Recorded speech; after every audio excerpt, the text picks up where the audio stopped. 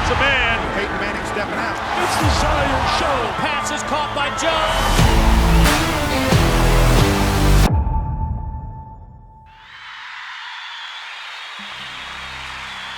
The following is an exclusive presentation of Jefferson Pilot Sports, a division of Jefferson Pilot Financial.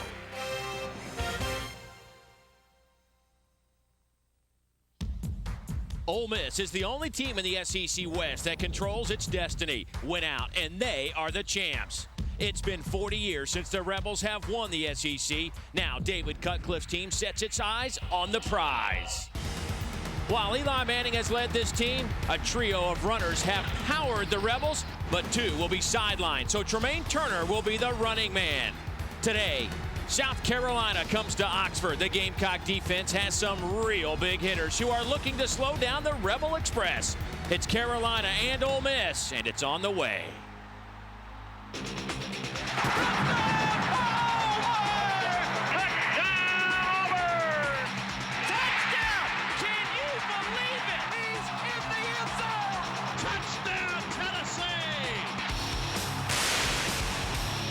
Some Gamecock fans have invaded the Grove, but the Ole Miss faithful certainly welcome the visitors in. But there is a buzz in the air in these parts because the Rebels have a chance to do something they haven't done in 40 years.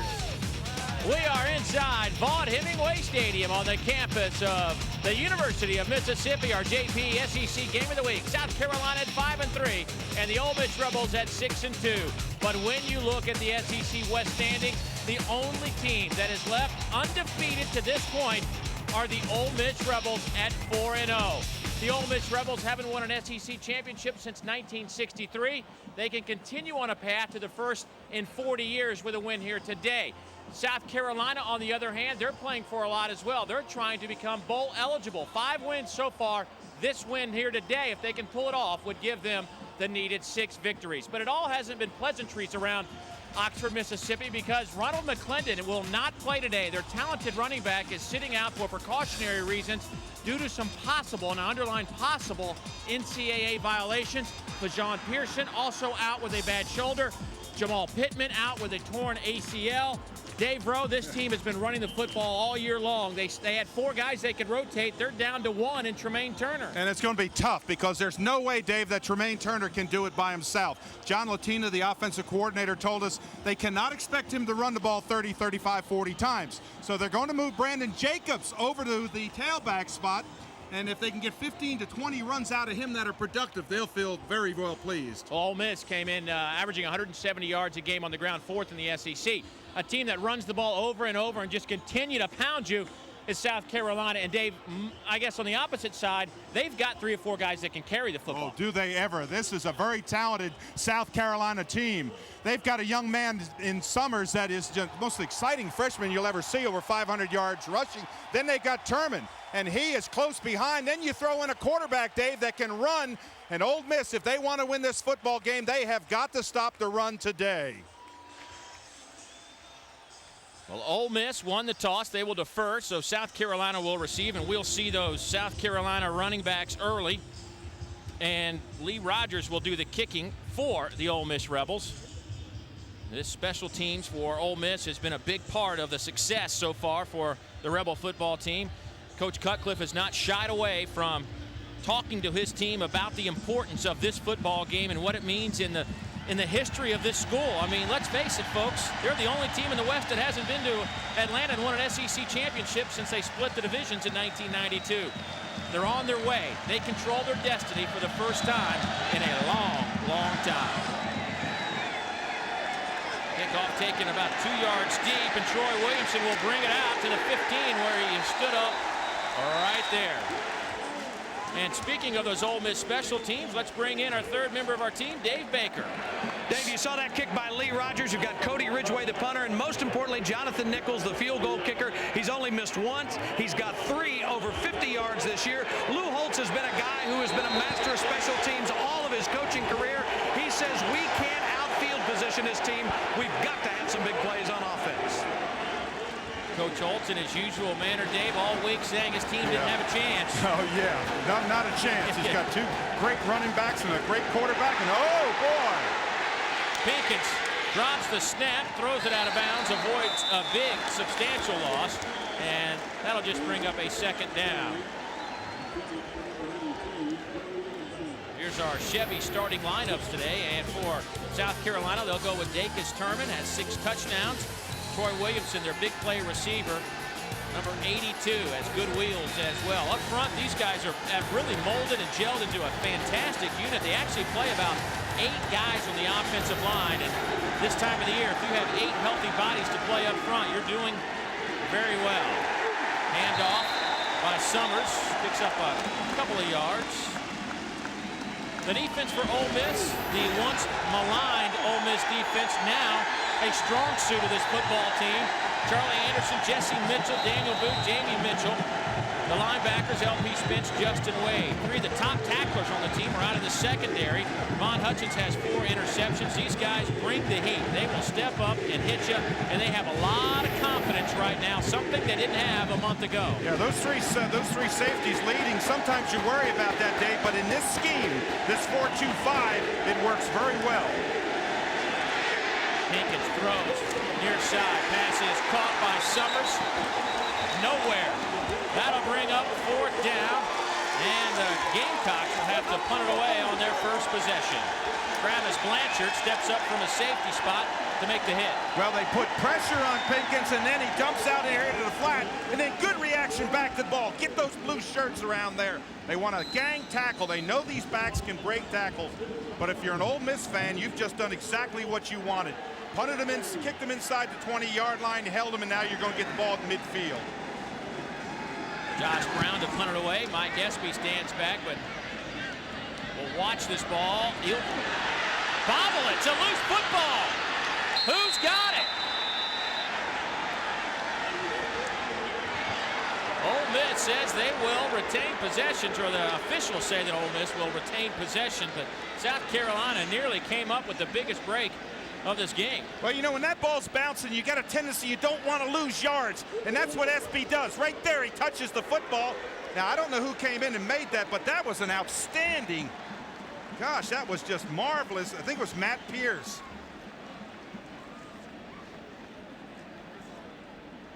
Did you say Telly?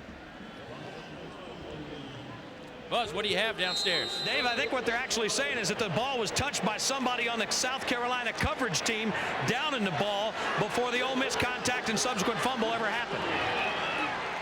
There you go. On top of it is Big Baby.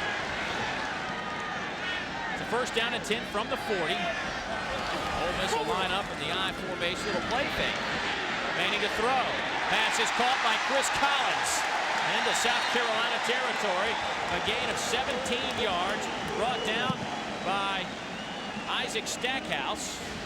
Let's take a look at that Ole Miss starting lineup. Jermaine Turner, Lorenzo Townsend will be the fullback. Chris Collins, we'll have more on him later. He is breaking just about every receiving record there is here at Ole Miss. Trey Stallings, Doug Buckles, Justin Sawyer, Marcus Johnson, Cliff Woodruff.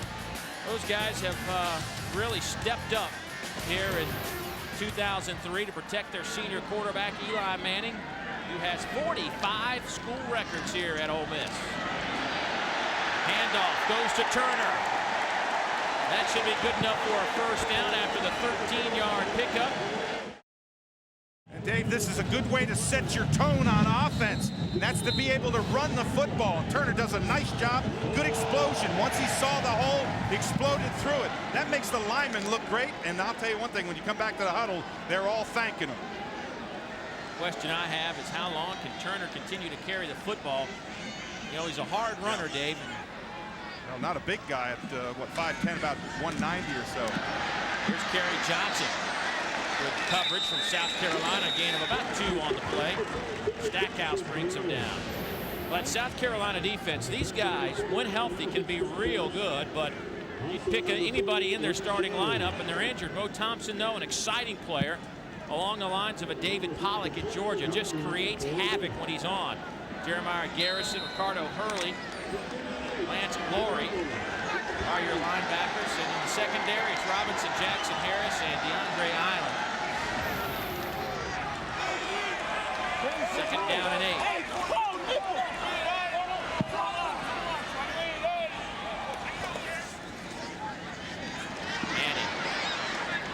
swings it to the far side. Pass is caught by his fullback, Lorenzo Townsend, and I think he picked up the first down. Dave, Townsend did a really smart thing on this play. When he caught the football, he's out in the flat. Look to your right, you're going to see him just catch the ball clear. Now, when he catches the ball, he sees the marker out on the side, and he just drives up there. And I'll tell you what happened. Garrison just gave too much space. The linebacker just lets him see he's backpedaling. You can't do that. You can't backpedal that far. He's got responsibility, but you got to close faster than that. One of the things we saw in that play, the play action is effective. Last year, play action didn't mean anything for an opposing defense. Oh, you're right. Manning's 4 of 4 now through the air. That'll be Bill Flowers, the junior from Pelham, Alabama. Gain of 7 on the play, and they're in this red zone area, Dave, where they have been highly, highly efficient. Almost 93% success rate inside the 20, which is best in the SEC. They have 20 touchdowns, however, 18 field goals. They'd like to change that a little bit. Yeah, you always like to drive it in for the 7 points, but Manning very effective in here. He doesn't take chances, doesn't force the ball in and make mistakes. That's what makes them so good in that red zone. Ole Miss has scored on their opening possession in 6 consecutive ball games. Jermaine Turner pounds his way inside the 10. That'll be close to a first down. He needed about 3.5. Dave, I look at Turner coming back to the huddle. Let me tell you, that time, I know he's a small guy, but he just put his head down, knowing he had to get about 2.5 yards, and I mean, he got it. That will be a first down, so it's 1st and goal from the 8 now for the Rebels. 4-man front for the Gamecocks. Comes an audible.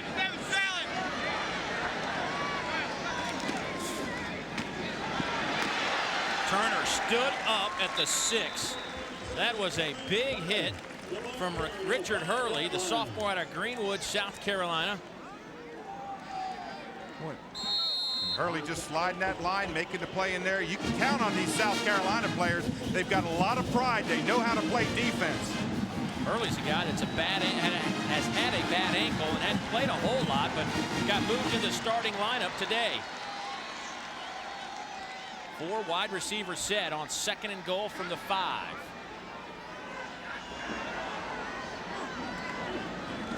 Over the middle, touchdown to his favorite target, Chris Collins.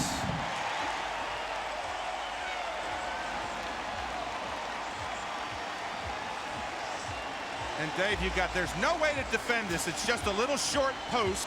And what Collins does is so well is read that defensive back, make him force his hips. When he turns his hips, right there, he turns back inside. There's no way you can defend that. Collins just a master at driving off the ball. Collins, 4th touchdown reception this year, 21 for his career. Eli Manning, his 19th touchdown pass this season. We have seen it over and over again through the years. Manning to Collins.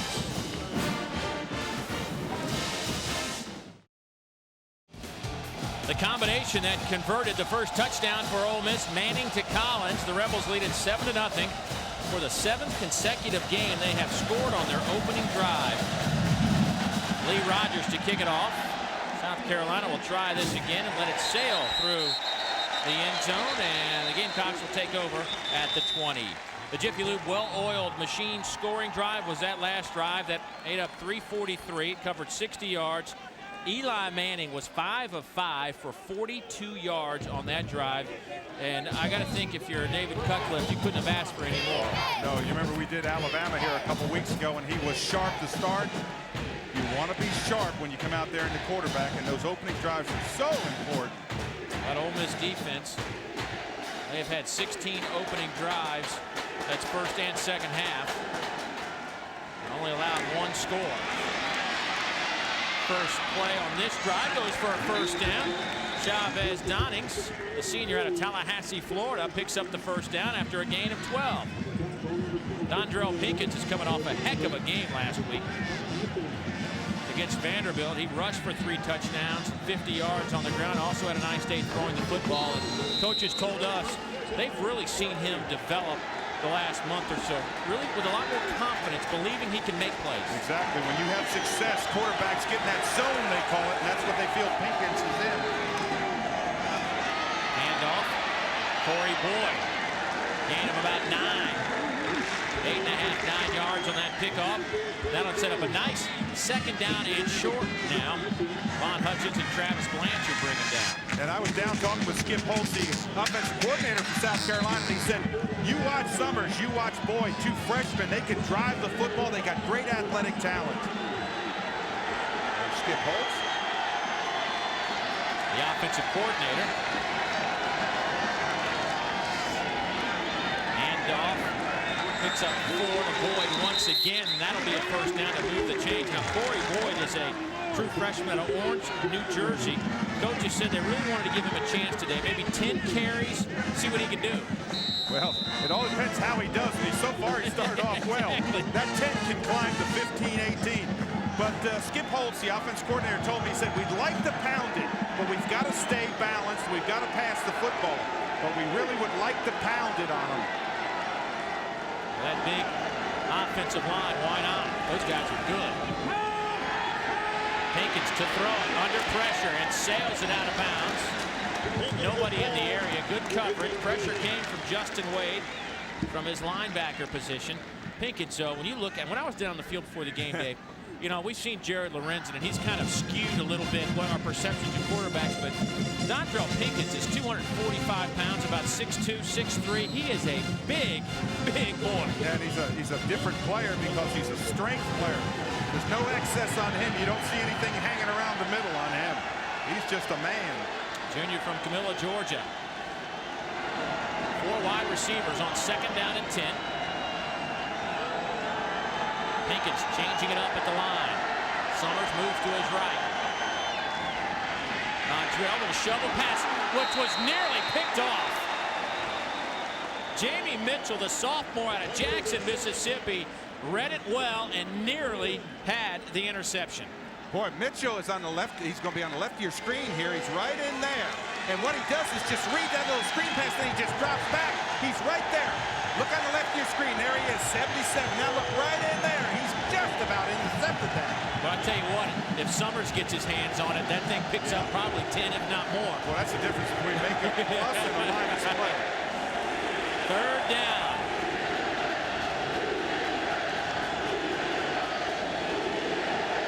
Pinkins over the middle to his tight end. Hart Turner has a first down to the 35. Good pitch and catch. Well, the tight end is an important part of this offense, and they're trying to make Hart Turner be more and more important. This is, you drop back and you bring your tight end off the line and just try to get him in this open zone right across the middle. Safeties come up. Now, when he turns, he's clear. Right in here, you see him square up. He's open right there. Just be a big target, and Hart Turner is. Turner, 6'5", 245. That's his 17th reception this year, and that picks up 21 yards. Pinkins to throw it again, near side. Savell Newton. Newton breaks a tackle. Newton down the sidelines, out of bounds at the 15-yard line. Another Gamecock first down and another big chunk of yardage. A gain of 20. Boy, you talk about tight roping. He did tight rope. Travis Johnson had him out here in the flat and just misses him when he makes the out block right in there. You've got to come down with that. But look at this, right down the sideline. Right there is where he turned and stepped out of bounds. The official in a great position to make the call. Right there, you see it? He was out of bounds. The official marks the spot. But South Carolina moving this ball pretty easy. Coaches wanted some help at wide receiver besides Williamson and Thomas, and they're getting it. Boyd gets 4 on the play. Travis Blanchard makes the stop. Eric Oliver, that's big hitting safety, also comes in there.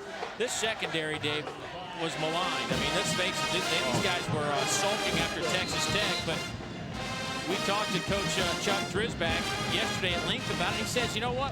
We were there early in the season. We just didn't make plays. We are now. Yes, they are. They're answering the call. But in that Texas Tech game, they said they were right there in position. They was just catching it. But now they're playing very, very well. And the strength of this defense is those 3 safeties. They forced the play. Flag down. Pincus Turman down to the 1-yard line. But a flag down at the line of scrimmage on the far side of the field. Going against South Carolina. Boy, that will kill coaches. When you make a mistake, so Lou Holtz will tell you, when you make a mistake in that 4-down territory, that 5 yards is huge. On the offense, 5 yards from the previous spot, take it down. That is our referee, good buddy Jay Vines. Lou Holtz knows his team can't afford penalties like that. On the road in this environment against a hot team like Ole Miss, you can't shoot yourself in the big toe. Exactly, especially when you get in 4-down territory and you've got a scoring opportunity. That's a huge 5 yards. Big mistake. 2nd down and 11 from the 16. Handoff goes to Demetrius Summers. Charlie Anderson brings him down. Let's check in once again with Dave Baker. Dave, earlier this week when we talked to Skip Holtz, he talked about the fact that Dondrell Pinkins has really gotten a real command of this offense. Remember earlier in the year against Virginia, he said he wanted to do a few things and do them well. This drive, we've seen play passes, we've seen traps, we've seen the Utah pass, and we've even seen the option. And to this point, they've had great success. But they're facing a 3rd down and 6 now. The 10th play of the drive coming up. Here comes the safety blitz. Pinkins gets a pass off. Summers, touchdown Gamecocks. What a play call.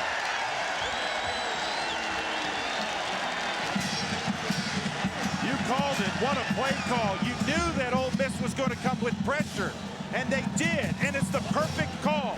They brought heavy pressure, and you'll see Pinkins just start to give. Now, once the linemen slide out there, Summers is right in spot for it.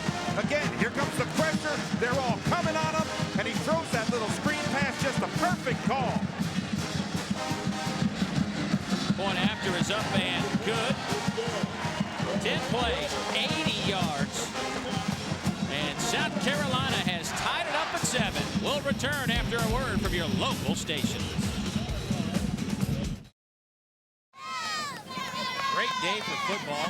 However, it is hot on November 1st. It's up around 80 degrees here in Mississippi. Oh, how could you tell it? Look at me. Take that shirt off, man. Just throw that thing away. Good night. I wore a long sleeve shirt. It's November. It's supposed to be cool. Your wife, Faith, back at home in North Carolina, when he comes home, just burn that shirt. Line drive kickoff taken by Brian B. Brown to the 24-yard line. Davis makes the tackle for the Gamecocks on special teams. And Dave, you want to see a perfect play, watch your quarterback. He's back here. You got Summers is going to come up in the line and slide out. Your linemen are all going to come out. You're going to see the pressure from that side, and everything works perfect. Here comes the pressure to the top of the screen. Summers comes up through the line now. Just turn around. You got your big lineman out there knocking everybody down. You could have run that one 100 yards. That was just the perfect call for the perfect defense. Yeah, the center, John Strickland, out there. He didn't have anybody to block. I know, just ran in the end zone with him. Pinkins on that drive, by the way, 4 of 6 for 64 yards. Now Manning will try to answer. First pass is caught by Bill Flowers.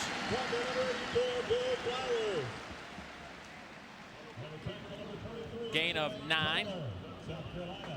And just beat the play clock. Well, they did. I don't know how you defend this. When you've got Flowers coming off their drive, and if he gets just a yard and he makes that turn, I bet you Manning has thrown that pass 10,000 times, and he's hot as can be, and he just keeps on completing them. He's 6 of 6 now. 2nd down and 1. Hand off to the fullback. That'll be Lorenzo Townsend, and he's driven back. That's going to be very close to a first down. He only needed about a yard. Mo Thompson led the charge for South Carolina. Mo Thompson, the 6'3", 280-pounder, who is at times one of those unstoppable wrecking crews. What you want out of a player like Mo Thompson is you want that consistency where he plays every play at that level of play. And if you're a good coach, you'll get it out of him. I can promise you that South Carolina is going to get more and more out of his play.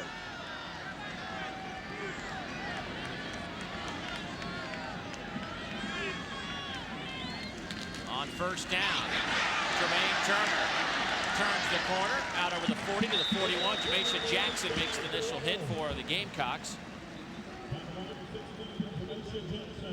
Tremaine Turner, 200-pounder, 395 yards this year, averaging about just shy of 50 yards a game on the ground, 4.5 yards per carry. And remember, Vajon Pearson not playing, bad shoulder. Ronald McClendon sitting out as precautionary measure due to some potential, and I underline that again, potential NCAA violations. The school and the NCAA working closely together to get it cleared up as soon as possible. It is a week-to-week, almost day-to-day situation with Ronald McClendon, the man they call Goldie right now. Here's Turner still running hard near midfield. That'll be a first down for the Rebels, a gain of 7. Our Aaron scoreboard, some early games for you. Scoreless. Texas on top of Nebraska in the second quarter. North Carolina, ooh, there's a big one. That's a surprise. Maryland, of course, losing, I guess, 10 days ago in Atlanta to Georgia Tech, their first game since. A little slow out of the gates right now. Tremaine Turner, 5 carries, 32 yards, 6-yard average, 6.1 yard average. Manning to throw. Over the middle, has his man Johnson. Bounces off one tackler down to the 20-yard line. A gain of 31, and Manning continues to be on fire. He's 7 of 7. Well, one thing that makes this play work is that when we're running the down pattern out, when you're running that player out there, the quarterback's got to have time to sit back there, and he does. And this is just a go, and as soon as he sees a break in the clear right there, he hits him with the ball in between that deep and that shallow zone. There, look at that. See, he's in no man's land there, no coverage really, comes over, just leads him perfect. 4 wide receivers on 1st and 10 from the 20. Chris Collins near side. Collins gets a nice block from Mario Hill, one of his wide receivers, and picks up 9 on the play. And Chris Collins continues to add to his Ole Miss records. 2,281 receiving yards, which sets another standard. He's already the all-time leader in receptions and touchdowns. He's caught a pass in 31 straight games. I mean, the list goes on and on for Chris Collins, and you wouldn't even know it.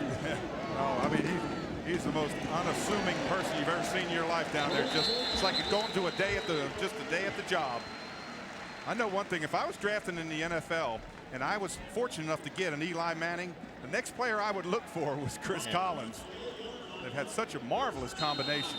I would say that he might be the most unheralded receiver in this conference when you consider what he's accomplished in his career. They've been playing football here since 1893. Okay, and he's breaking every record, and nobody really knows about it. Well, that's because, you know what, Dave, when he catches the ball, he doesn't dance, he doesn't show everybody, he just hands the ball off. Manning under pressure. Manning will be dropped by guess who? Number 91, Mo Thompson. The 4th sack this year for Big Mo. And Mo got a great jump off the ball. Thompson comes off the ball. He's on the top of your screen. He's just going to come off the top. Look at this, right up now. Quarterback tries to jump underneath him, and he's got those big hands on him. Now don't you have to find 91? I mean, he went in there uncontested. Well, you think that, but that play action is supposed to hold him inside. But Mo Thompson didn't take that fake inside. Well, what do you do now, Dave? I come after him. If I'm South Carolina, I'm not going to let him sit back there and just pick me to death. It's death and pass situation. Manning will throw it to the corner. Touchdown on a remarkable catch from guess who? Chris Collins, his 2nd touchdown today. I don't know if you can throw. I thought in the Alabama game that Eli Manning was hot, but he is really hot. This is a well-thrown ball. Number 8, right there. He's going to circle down to the outside. Look at this. Way up high, great concentration. He gets hit by Jackson, doesn't loosen the ball, and Eli Manning says, well, there's another one. Point after is up and good for Jonathan Nichols. That's 82 straight PATs, but Chris Collins putting on a show with his friend and quarterback, Eli Manning. SEC football is brought to you in part by Chevy Trucks. 14-7, Ole Miss on top of South Carolina. These two teams have marched it up and down the field. South Carolina with 88 yards of offense, Ole Miss with 136 yards. And we still got a minute and 46 to go in the first quarter. Lee Rogers will kick it off. Bounces at the 13. Troy Williamson on the return. Troy trying to get to the outside. Williamson to midfield. Troy Williamson tackled at the 33-yard line by Travis Blanchard. A return of 61 yards for the Gamecocks, and they're in business. And Dave, those returns work every time you have a receiver who comes in there and sees that cut and then gets to the outside and uses that speed.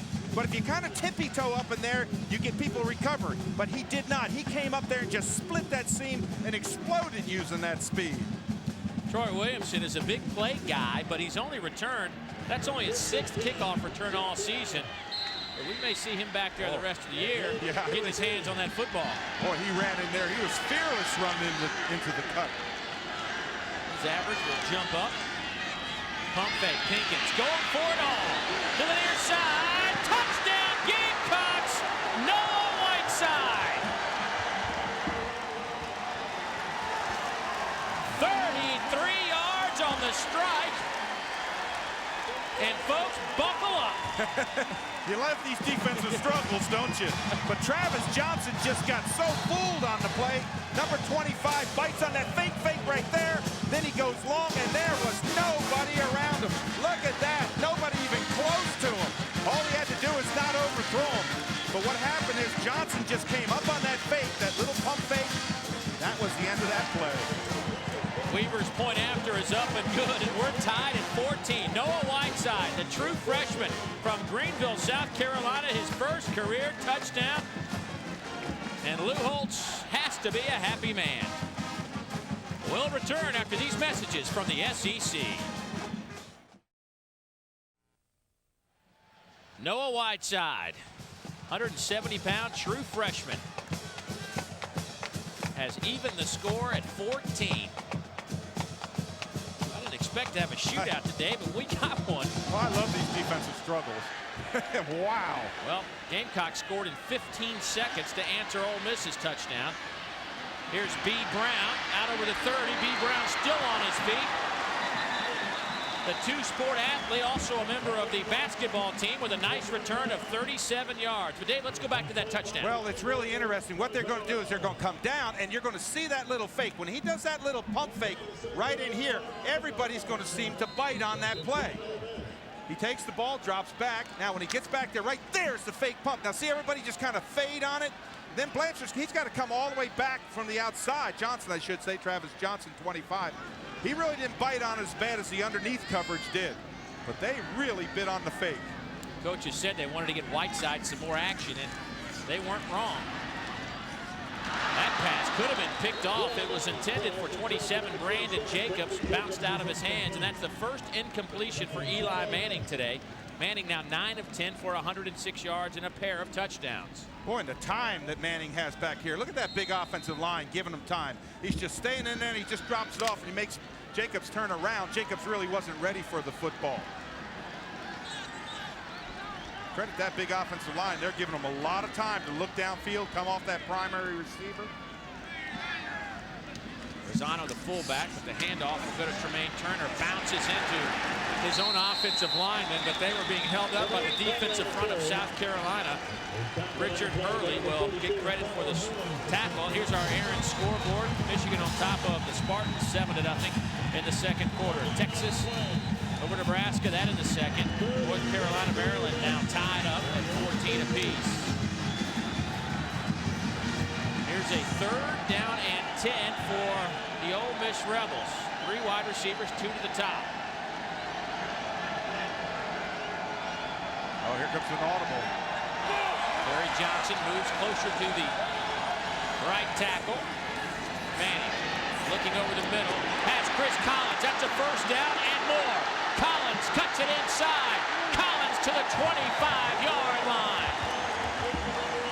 Jermaine Harris finally brings him down after the gain of 38.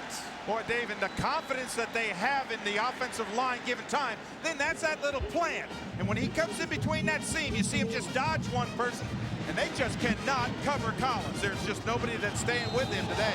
South Carolina's going to have somebody that can stay with him, because that young man's having a day. Look at that average. 17 yards per catch.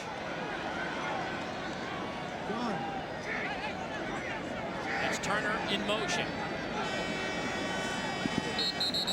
And that'll be the end of the first quarter. They'll wave off the play. I thought he got it off before the horn sounded.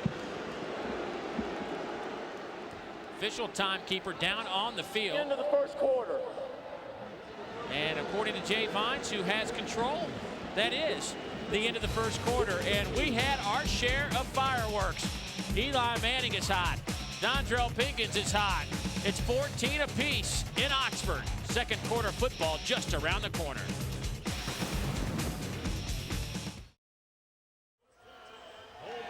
About to start the second quarter. That defense sign will be put up for just a moment. Haven't had a whole lot of that as South Carolina has 121 yards of offense. Ole Miss with 175. Yeah, you can fold that defense sign and put it in your back pocket.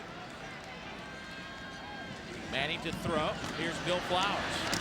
Flowers to the 20. It's a couple. Let's go down to Dave Baker with our Alltel sideline connection. Buzz?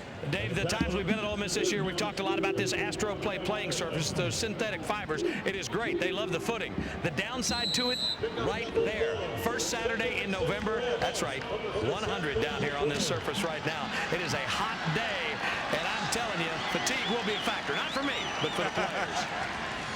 Buzz, I love it. You're gutting it out with a sweater on today. Yeah. Keep those liquids going, Buzz.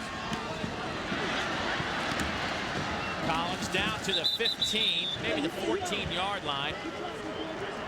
He'll be, depending on the spot, he might be a half a yard shy of that first down marker. Jay Vines taking a close look at it. Well, I am just amazed at Collins. I mean, he has just had start this game. That's just an incredible start to this game. They'll bring in the chains. Interesting, they ran that play back-to-back, Dave.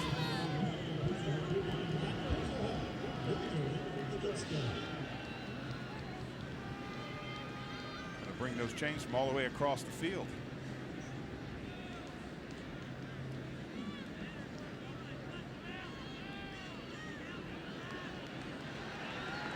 And that will be a first down. The Rebels will now still have a chance for a first down from the 13. Well, here's our Gatorade first quarter stats, and there's the offense we were talking about. Gosh, almost 300 yards in the first quarter. That's just amazing. That's offense. We expected offense. I mean, we really did. I mean, you've got Eli Manning on one side, and they're hard to stop, and then you got Pinkins and his crews. Well, I didn't expect this many yards in the first quarter. Turner, right off his left guard. Daryl Schreier makes the tackle. Give him a couple on the play. Well, one thing about playing defense, you kind of, if you get stung early for 14 points and your offense comes back, you kind of take a deep breath, and now you start to settle in and you start to play a little bit better. And that's what I would look for South Carolina to do. Just kind of take a deep breath, get back in there, use their techniques that they've been coached. Second down. About 8 yards for the Rebels. Collins in the slot, number 8. He has 2 TD catches already. Looking for his third, but slips at the 4-yard line. Jermaine Harris on the coverage for the Gamecocks. And you know what's amazing? Just a catch like that, Dave, it's so precise. It's so many times they've connected on it, Manning and Collins. He just drives this defender off, makes that cut, and the minute he makes that cut, that ball is there. There's no way you can defend that. If I was making an adjustment on Collins, I'd bring somebody up in his face, try to maybe jam him on the line. That was Chris Koch, the defensive coordinator. A couple of tight ends in the game. Jimmy Brooks in motion. Handoff goes to Turner. Breaks it outside. Touchdown. Rebels, Tremaine Turner.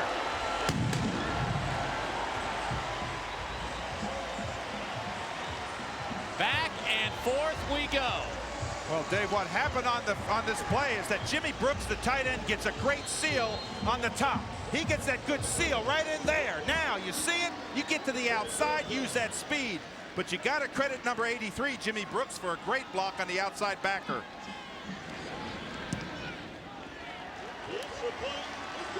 (21-14). Another long drive that covered 62 yards in 8 plays. We'll see what the Gamecocks can do when we come back. A warm day in Oxford, Mississippi, 21-14. Lou Holtz told us in our meetings that he was going to approach this offensively like his team was 2 touchdowns down from the opening kickoff. In other words, they're going to air it out. I mean, they're going to bring everything they got to the table, and so far they've done it. I mean, they have really opened it up and let Dondrell Pinkins throw the football. Next week, Jackie Sherrill will make his last trip as a head football coach against the Alabama Crimson Tide, the school he played for under Bear Bryant. It'll be an emotional day in Starkville as Alabama comes to Mississippi State, 12:30 Eastern, 11:30 Central Time, right here on JP Sports. Jackie Sherrill saying so long to the coaching ranks, and I'm sure that he will have a lump in his throat when it's all done. Pinkins bobbles a football, throws it away, and a flag. Will it be in the end zone for a safety? Yes, it will. Intentional grounding in the end zone by Dondrell Pinkins. And now our officiating crew is talking about it to confirm whether or not he was in the end zone. Well, was he in the tackle box? I think that too. Well, there is no tackle box, Dave, in college football. Well, when I say 5 yards. Yeah. I'm talking about when he was 5 yards, when he was outside the 2 tackles. That's what I was talking about. Sorry about that, Dave. But was he in the end zone? That's first and foremost. When he threw the football, then it would only be half the distance. Let's watch this. We have intentional grounding. It's the offense. The foul is in the end zone. We have a safety. Pressure came from McKinley Boykin and Josh Cooper. I don't think he's in the end zone. He is a yard and a half outside of the end zone. I'd like to look at that one more time. Yeah. That's exactly. I think he was about the 1 yard line when he threw that football. He was. I do not believe he was in the end zone. Here's another look. Now watch when he throws the ball right there. Oh, he's clearly out of the end zone, Dave. Well, he wasn't. The rule in college, obviously, you know about the line of scrimmage. You have to get the ball past the line of scrimmage, and you have to be outside of the area 5 yards to the right of the football and 5 yards left of the football. And he obviously wasn't outside of that area. Yeah, that's what I was talking about, the tackle box from tackle to tackle, Dave. He wasn't outside that area, so that's what caused the intentional grounding. But I don't think, I think our cameras show that he was clearly in the field of play. Well, Buzz, you're down there. What are your thoughts? Well, in talking to some of the officials down here, Dave, what the ruling was, they said, you know, sometimes you question whether or not the ball's across the plane or not. The way the rule has to be is that the ruling of the officials is that the player himself was in the end zone. That's the ruling that they made after getting together, and whether people like it or not, that is the ruling that they made. They determined he was in the end zone, therefore it's a safety, and obviously big-time disagreement about that on the South Carolina sideline. Well, that's the second snap today out of the shotgun formation that Pinkins, first snap of the game, went through his hands. It was a high snap and had to go back and retreat it. He actually got outside the 5 yard window and threw it out of bounds for just an incomplete pass. That time did not work. And you know, right away you start thinking hot day, sweaty hands, but I don't think that's it. I think the ball just has not been snapped to where it should have been. I think it's been high both times. South Carolina will kick off. And B. Brown takes it to the 45, so a relatively short field for the Ole Miss Rebels. And it is a hot day on the sidelines. Everybody at home. Mary Rutherford representing. Hi, Mom. That's Josh Cooper. Got that pulled groin, trying to keep that thing a little bit loose. Didn't know how many snaps they'd get out of him today. But Dave, I'll go back to that. I really disagree. That's one of the few plays that I've disagreed with an official on. But I clearly think it shows that he was out in the field to play. Then it would have been a 1-yard penalty. Pass nearly picked off over the outstretched hands of Jermaine Harris.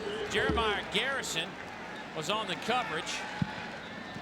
And Harris in his safety spot nearly came up with an interception. The last 3 possessions for Ole Miss. And you look at their field position.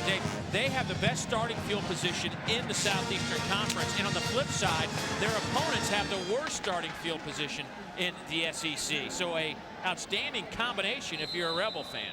Well, the reason those last three possessions have resulted in touchdowns has been Chris Collins. They have not been able to cover him.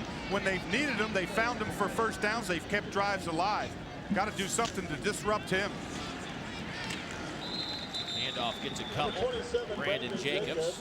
Gain of 2.5 on the play. And Dave, I really like the play of Jeremiah Garrison, number 33. Slides to the ball, hangs in there. He's a tough little guy, 6'1", but look at this. Fight, stay in there, good position, explode back in. He's got 4 or 5 tackles.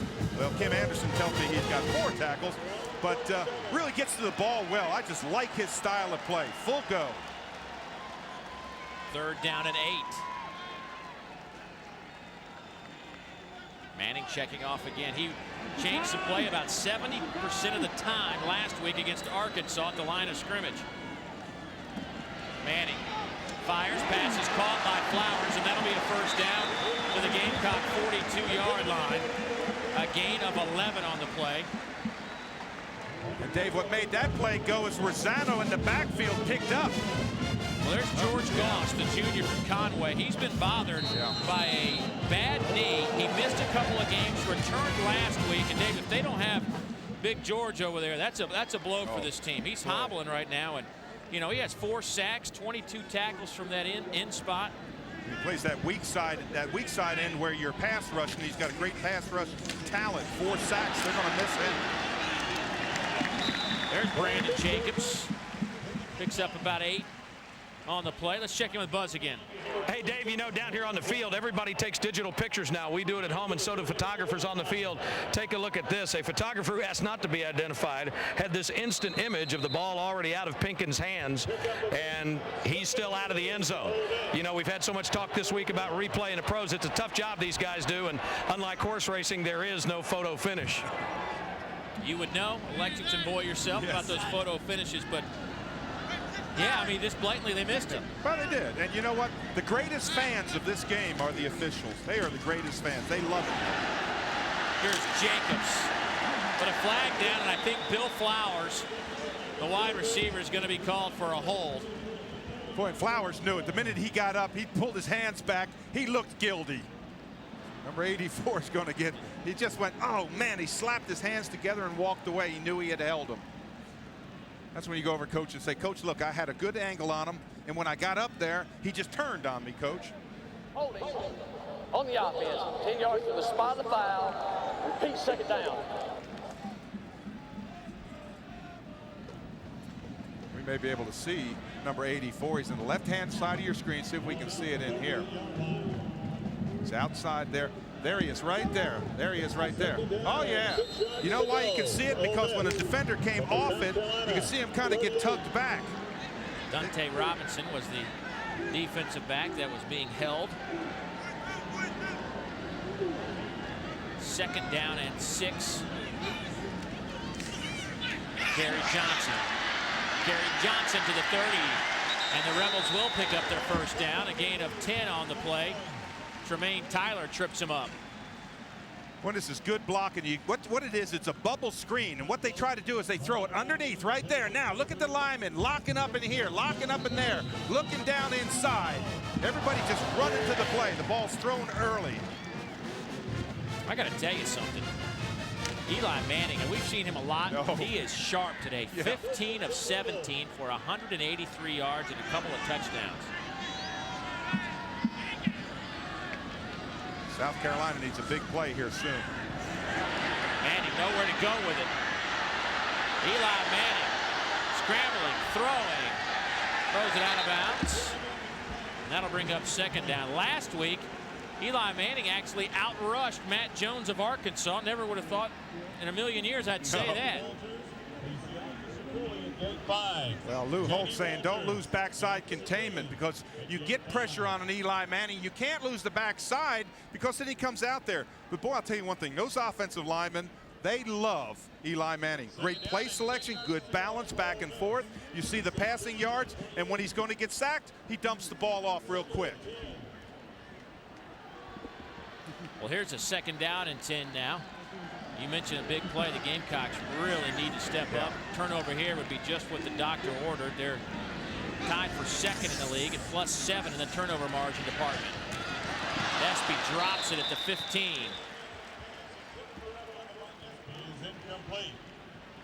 Well, that's one that Espy usually catches, that little short post pattern at about 10-12 yards. He usually comes on that.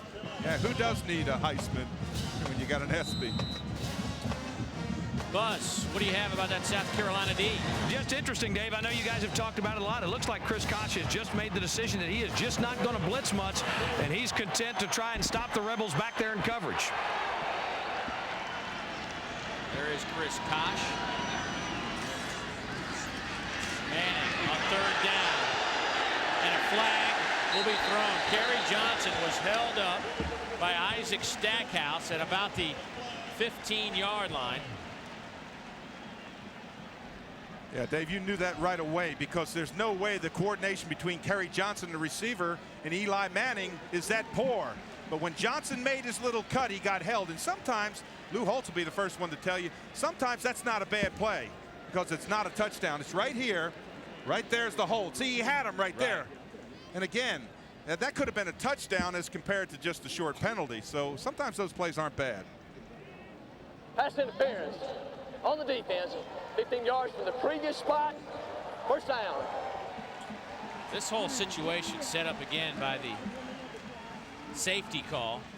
Oh, it's a huge call. It's a huge call. And it's one of the first plays I've disagreed with the officials. These officials are outstanding. Well, it could be a 9-point turnaround before you know it. Well, you punt, you get the 2 points, then you give them great field position, and you see the results of the great field position. First down.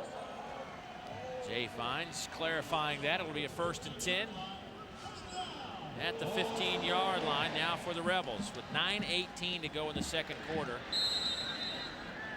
Ole Miss scored, South Carolina scored. Ole Miss scored, South Carolina scored. Ole Miss scored, South Carolina didn't. Jacobs stood up at the 16-yard line by Big Mo Thompson, number 91, making his presence felt. A loss of maybe 2 on the play.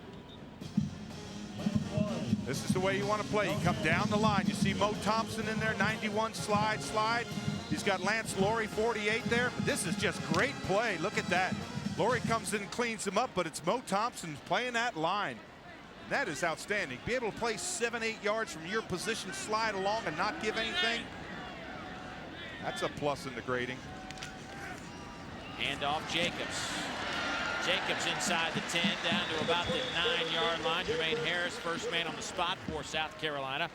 Remember, Jacobs is the fullback that they've moved to tailback due to all the injuries and suspensions at tailback for Ole Miss. So the converted fullback getting a lot of action today. Boy, and if I'm in this situation, I'm Eli Manning, I'm looking at Chris Collins.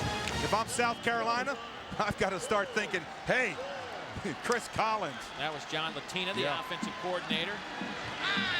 Look at the time of possession. My goodness. South Carolina wants a timeout, and they will get it. We'll step aside after a word from your local stations. 3rd down and 4, ball rest at the 9-yard line. The Rebels on a long drive. This will be their 11th play of this drive. I formation, play action. Picked off at the goal line. Jeremiah Garrison, there's the big play the Gamecocks were looking for, and they got it. His 2nd interception this year. Boy, if Manning had made a mistake, that was a mistake. David Cutcliffe will quickly tell him, you cannot zero in on a wide receiver, and that's exactly what he did. Watch his eyes when he fakes right here. He's lined right up there. That's where he's going. Garrison just reads it, steps right in front of him, and picks up the huge turnover, as you say, Dave, South Carolina needed. There was no way that ball was getting to his receiver. So the Gamecocks now have a chance, but they're backed up at the 6-yard line. Pinkins will throw it over the outstretched hands of his intended target, Matthew Thomas. Von Hutchins on the coverage. The last 4 possessions for South Carolina, a punt to start the game, then they had back-to-back touchdowns, and then that last safety, which will go down as a safety, should have just been an intentional grounding, and they would have been backed up to the goal line, but they still would have had the football. Well, you got to move the chains here. You got to start thinking first downs. To the 10-yard line, a gain of about 5 on the play. Corey Robinson in on the tackle. And Dave, one thing that South Carolina's got to start thinking here is, hey, they have to keep the ball on offense, give their defense a little rest. Their defense has been shell-shocked by an Ole Miss offense that's moved up and down the field. See number 7 over there, Mike Rath, the backup quarterback. His family's from San Diego. His parents have avoided the Flames to this point, but he certainly has been in contact with them on a daily basis. We hope everybody in the Rath family doing all right out west. 3rd down and 5. Pinkins hit as he throws. It'll be an incomplete pass. He got sandwiched at the 5-yard line. First man there was McKinley Boykin, then LP Spence dropped him at the 5 to force the incomplete pass. Pinkins did a nice job just to get rid of the football. Well, he did, but watch Boykin, number 68, come up in here, get those big hands on him. There's Spence coming up in there and just levels him. But Boykin, just a sophomore, when Jesse Mitchell was out, Jamie Mitchell, I should say, Boykin stepped in and played so well. They love to get both of them out there. It was Jesse who had his knee scoped about 3 weeks ago, missed some time, and they put Boykin back in there, and he's played exceptional football. Here's Espy at the midfield stripe. Will be brought down at the 45-yard line, and a late flag comes in right at the 45. I wonder if that's a late hit by Ole Miss.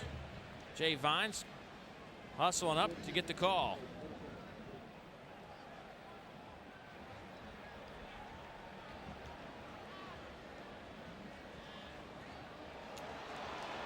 Against the Rebels, they already had outstanding field position, but we'll back them up. On the receiving team, 10 yards from the spot of foul. First down. So they'll move the Rebels back to the 46-yard line. So another short field for Ole Miss. Well, you have a lot of time, 6:40 left. Stay in your offensive game plan. You've moved the ball well. The only time South Carolina stopped you was really that last time. How about this number, Dave? Ole Miss has run off 36 plays. South Carolina only 18 today. Big hit at midfield. Tremaine Turner. Hit by Jermaine Harris. Let's check in with Dave again. Dave, South Carolina's injury-plagued defense has really taken some more hits this afternoon. George Goss, the starting defensive end, 6'5", 265, a junior, back to the locker room, problems with his injured right knee. His backup, Darrell Slay, on the bench with injured ribs, so they've gone to the 3rd man, number 50, Josh Johnson. You see him on the left side of your screen. I don't have his weight in front of me, but he is not the kind of guy you want in there at defensive end, except in an emergency situation. Breaking free is Tremaine Turner. That'll be a first down. The ball will be placed at the 35. Dante Robinson brings him down. Boy, Turner just makes some good cuts in there. Fast feet to the ground. Look at the number of steps he takes. Little quick steps now. Just dig, dig, dig. Just keep on looking down there. Garrison missed the tackle on him, too. by the way. Watch number 33. He should have had him right there. He let him run right on through his arms. So one good play, one bad play from Mr. Garrison.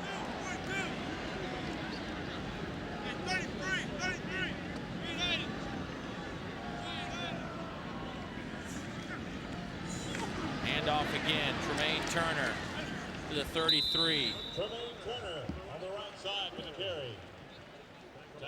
Dave, I have to tell you, they have got to be pleased with Tremaine Turner's durability in this first half. He's carried the ball 11 times so far. He's not showing any kind of like lax. Look at that, 5.5 yard average per run. He's just Mr. Excitement here in this first half. 11 carries, 60 yards. Nobody averaged more than 49 yards a game.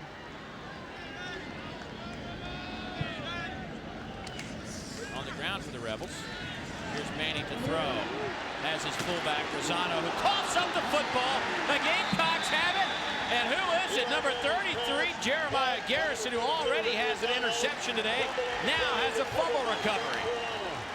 Well, Garrison did not cause the fumble, but good players make great plays when they run to the ball, and that's what Garrison does. He's 33. Watch when the hit comes up in here. It's Robinson, hits him. There's Garrison standing right there. Hey, look what I found. Again, good stick. Boy, Robinson, number 32, just going in there. And there you see Garrison right on top, Mr. Opportunistic. Now, if you're South Carolina, you got to do something with it. Well, Dante Robinson suffered a concussion versus Vanderbilt, but that didn't slow him down on that hit. Pinkins overthrows his receiver, Savell Newton, the freshman out of Wallace, South Carolina. I think Pinkins might be a little rattled. It's after a good opening couple of drives. You know, it looked like he was moving the football. That safety may have really bothered him. Well, it does. It gnaws at you, but coaches will tell you just kind of forget it. And once he gets some good things happen to him, he'll get back in the flow. Second down and 10. South Carolina needs to, if for nothing else, pick up a couple of first downs just to keep their defense off the field. Pinkins to throw again. Throws high again.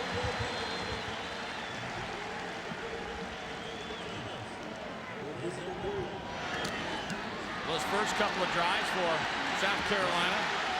They did well. They really did. They completed passes. They scored touchdowns. They were staying right with them, tit for tat. They were doing well. This was a great play right there. Then the safety happened. This is what turned around the momentum for South Carolina. Looked as if he was clearly out in the field to play. They called it a safety. And since then, Dave, they've not recovered. 269 to 106 in total yards. But right now, it could be the biggest down of this half. 3rd and 10, Pinkins. Going for it all, looking for Troy Williamson, and overthrows him, but flags are down.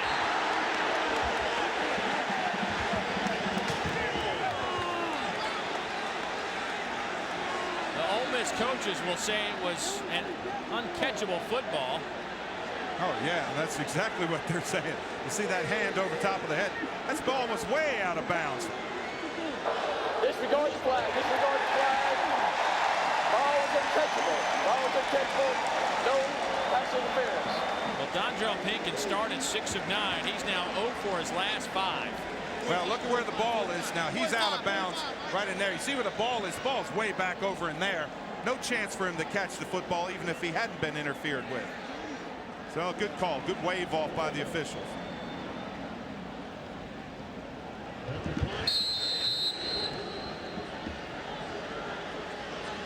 Gamecocks came out on those 3 plays and threw it every single down, and now they have to punt it away. Josh Brown nearly blocked by Ole Miss, and a flag down at the line of scrimmage. It's a favorable Ole Miss bounce.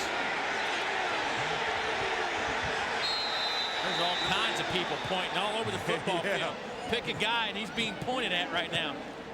Boy, David Cutcliffe is not happy. 35-yard kick, obviously nothing on the return, but a hold against South Carolina. That time Ole Miss put pressure on the punt. They got held in the backfield, so this is a big down here. You make them punt it over again, you get good field, better field position than out at the 40-yard line. That's the decision they have to make.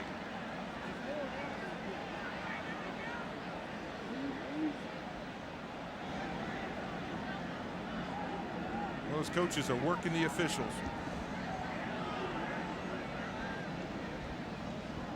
Well, we had With holding on the receiving team at the line of scrimmage, the 10-yard mark off, the line of game will be made with first down. Jay initially pointed to South Carolina, came back, and then pointed to Ole Miss, so I thought it was a hold on both teams. David Cutcliffe trying to get a call on that, and that's going to be a first down for South Carolina because of the hold. That is I guess huge. it happened before the punt was actually, the ball was actually punted away, so that'll give South Carolina the first down. The possession had not changed hands officially at the time of the hold. That's a great explanation. That's exactly what happened on the line. They rushed and they held up on the line of scrimmage. So it was a pre-kick penalty. Well, that's a good break for South Carolina. It won't necessarily, I guess, help that Carolina coaching staff after the safety, but a little razzle-dazzle now, Will. Pinkins keeps it down to the 46 of Ole Miss. Travis Blanchard saved a potentially huge play. Dondrell Pinkins sold the reverse. Boy, we see that play all the time. I've seen South Carolina run this play many times. What you do is you read the defensive end, and you see right there, number 85, Anderson takes the bite on the fake, then you just pull the ball out. You either give it to him if the end is coming upfield, you take it back out. If he closes, that time Pinkins chose right. A gain of 19 for Dondrell Pinkins, and the Gamecocks trying to put one in here at 3:40 to go before halftime. They trailed 23-14, and it could have been a lot worse. Summers swarmed by a bevy of blue jerseys, led by Jamie Mitchell. Jesse Mitchell also in on the play. You talk about nowhere to go as we look at Big 77. He makes nowhere to go up top here. Look at this. He's standing right there. He's a roadblock. I mean, he's just got his man just jammed in there. There's nowhere to get around. If the only way you were going to go around was go about 5 yards deep. 77's playing. Jamie Mitchell last week had 3 tackles, Dave, and they were all from behind the line of scrimmage. 3 tackles for loss. Here's a little screen drop by Boyd, and it was set up. Oh. The pickup, I don't know how, it probably wasn't going to go the distance, but certainly could have picked up a pretty big chunk of yardage. Boy, and I think Boyd did the classic. He's just a freshman. I think he just took his eyes off the ball because he had a couple big linemen out front of him. Skip Holtz barking out the signals on a 3rd down and 14. Boy, and this is when Pinkins is so dangerous. You run those longer patterns and you can pull the ball down and scramble. He will line up in the shotgun formations, 4 wide receivers, 3-man front, but here comes some pressure from Ole Miss. Pinkins hit. And the receiver lost his shoe. Andre Hemphill's got his shoe at about the, I don't know if it's his shoe, somebody's shoes at the 42-yard line. It is Hemphill's shoe, ran right out of his shoe.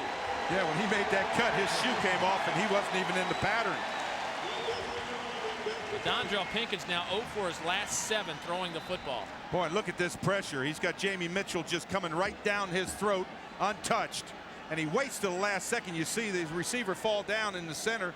That's when the shoe came off, but Pinkins under a lot of pressure.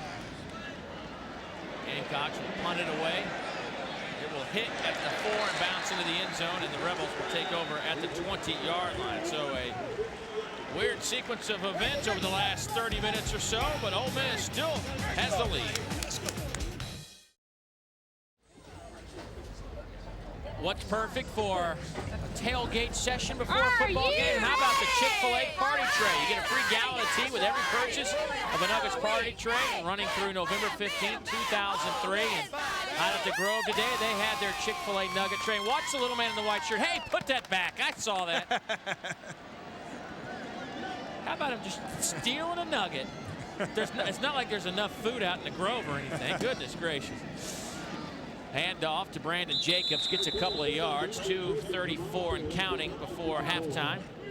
But Dave, for South Carolina, I really believe that this could be a lot worse right now. Their defense has kind of tightened their chin straps a little bit. This could easily be a 30-14, 34-14 game right now, but they've had a couple of big plays. Absolutely. The turnover interception and the turnover fumble really helped South Carolina. They just need to settle down, take a deep breath. If you're Ole Miss, you're going to say, hey, 2:12 left. See if they can get in field goal range, maybe get another score. Well, they got one of the best field goal kickers in America. Jacobs gets a couple. And that will bring up a 3rd down and 6. A big 3rd down for Ole Miss now, because boy, and interesting to me, Ole Miss not hurrying. I mean, why not call a timeout? They got the hottest quarterback. South Carolina, I thought on 3rd down might have more of a chance. They're going to have good field position if they get a stop here. Oh boy. Now, did he jump off sides? Did he come in the neutral zone? They were going to shift. They were going to slide around on the center. And he jumped on the hard count. Did they pick up the free 5 yards and the 1st down? Well, I see Ole Miss clapping their hands, so the hard count drew them off. First snap, offsides on the defense. With the step up, the line of game is made. 1st down. Boy, and I've done that so many times. I'll tell you, playing in there, you're looking in, you're listening, but you're supposed to watch the ball and watch right there. You see the hard count, you can hear it. Jackson just jumps off sides.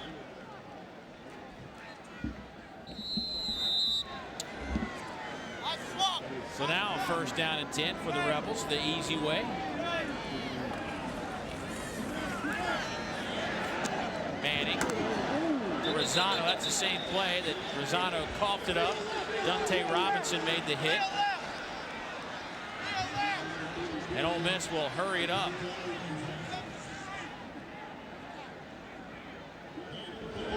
Clock ticks, 1:05 and counting. And I think I'd try to find Collins. He's trying to find anybody over the middle. Has Tate Biddle and gets out of bounds. 1st down with 53 seconds to go. Gain of 21 yards. Jamation Jackson on the coverage. How about the time, first of all? Biddle has gone a crossing pattern. And look at this. Look, look, look. And then finally find him right across the middle. And then what does Biddle do? Get out to bounds. He knows he's got the clock. Just gets out of bounds, and that's good use of the clock. So 1st down and 10 from the 45 of South Carolina. Manning now 18 of 23, 215 yards. Over the middle again. Same play down to the 30. Tate Biddle. That'll be a 1st down, which will stop the clock momentarily. Gain of 15 yards. And now with a field goal kicker like Jonathan Nichols, who can clearly hit the 50-yarder, they are in field goal range. Absolutely. Good use of the clock there. Move the chains. That stops the clock. Now they started. Got all 3 timeouts left. They've got plenty of time. Manning to throw again. Dumps it off, and Jacobs drops a 2nd pass today. Boy, Jacobs had some running room, too. If he catches that thing on the run, it was a little bit low, but if he catches that on the run, he's going to pick up 15 yards. I don't know if number 10 is going to be looking for number 27 much more today. Not when everybody else is catching the ball. And there is Mr. Automatic, Jonathan Nichols. Nichols on the year, 22 of 23 with a long of 54.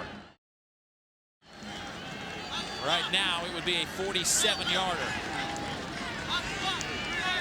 Play clock creeping down, 5 seconds. And he gets the play off. Little play action over the middle. Down to the 5 goes Kerry Johnson, and a touchdown for the Rebels.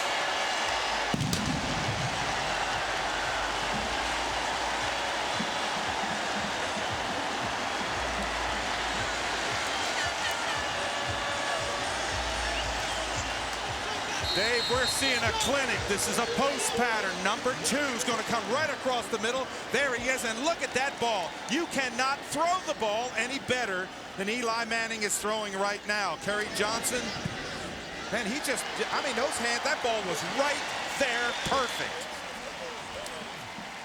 Kerry Johnson with 5 touchdown receptions this year. Eli Manning with his 3rd touchdown pass of the day. Now, how about these numbers? 20 of 26, 260 yards for Mr. Manning. Goodness gracious. That's a good game. And we're only coming up to halftime. Wow.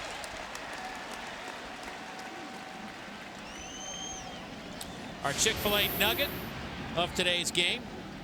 Here's our updated, to the moment, SEC career touchdown pass leaders. Danny Werfel, I don't know if anybody will ever touch his record of 114. But right now, Eli Manning moving up. He's right behind Jared Lorenzen.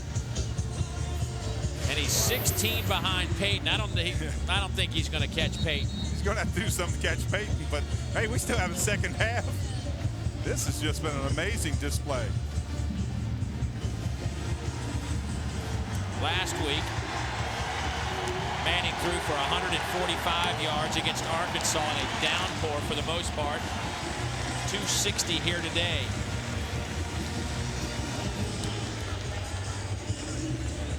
That's what I mean. 260 yards. I mean, that's a mark for a great football game. We're at halftime. Well, we've mentioned it before, and it's unbelievable when you consider they've been playing football here since 1893, and Eli Manning has 45 school records to his credit.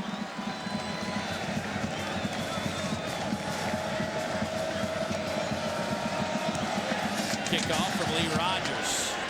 Goes to Troy Williamson, who had a big return the last time he touched it of over 60 yards. This time he gets it to the 22. And that's where South Carolina will have it with 23 seconds left. Kerry Johnson made the special teams tackle, the man who just had the touchdown reception. Look at what Manning has done over his career. We mentioned those 45 school records. I mean, 32 interceptions. Actually, add one today. 33 interceptions. But, I mean, 60% completion rate. Nearly 9,000 yards. He's closing in on 9,000. Matter of fact, he's over 9,000 right now. And 16 unanswered points. They've scored 16 in a row. Flag down. Boy, Charlie Anderson had a bead on Pinkins that time. If they hadn't blown that whistle, he'd have made a wish with him. Part of the snap. False start on the offense. 5 yards. Remains first down. There's number 85. I mean, he had a bead. Nobody in front of him. It's a lineman's dream. South Carolina's fourth penalty today for 35 yards.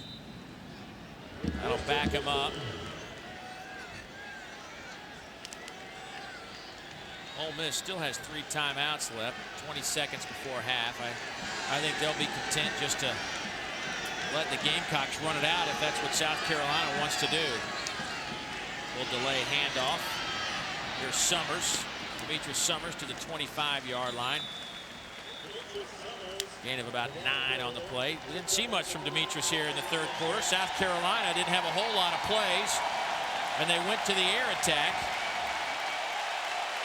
But Ole Miss will head to the locker room with 30 first half points, the highest scoring offense in the Southeastern Conference, averaging 37.5 points a game. They lead it by 16 at the break. An impressive first half by the Ole Miss Rebels. Dave Baker's with David Cutcliffe. David got off to a great start, got a little choppy in the second quarter, but you got to be pleased with the first half. Well, we played well offensively except for taking care of the football. We've got to take better care of the ball. We got better defensively as it went on. You got those 2 turnovers, but have you ever seen Eli better in a half? He's really playing well. We've got to keep it up. This is a dangerous football team. We better come out playing well in the second half. Thanks, Coach. Best of luck. That's David Cutcliffe. He goes to the locker room. His Ole Miss Rebels on top of South Carolina. We're back with more from Vaught-Hemingway Stadium right after this. SEC Football is brought to you by Chick-fil-A, by Gatorade, by Crystal, by Michelin, by Yamaha, and by Advance Auto Parts. There is a breeze blowing through Oxford, Mississippi right now, but what has happened in the first half is the Ole Miss offense has blown through the South Carolina defense. The Gamecocks with 2 turnovers, but still it's a 30-14 game. Ole Miss on top of South Carolina. Dave Baker back here with you at Vaught-Hemingway Stadium. It has been a big first half of play. Eli Manning having a tremendous day, and so is Chris Collins, who has become the all-time leading receiver at Ole Miss, and he has just been all over the field today. He has caught passes over the middle.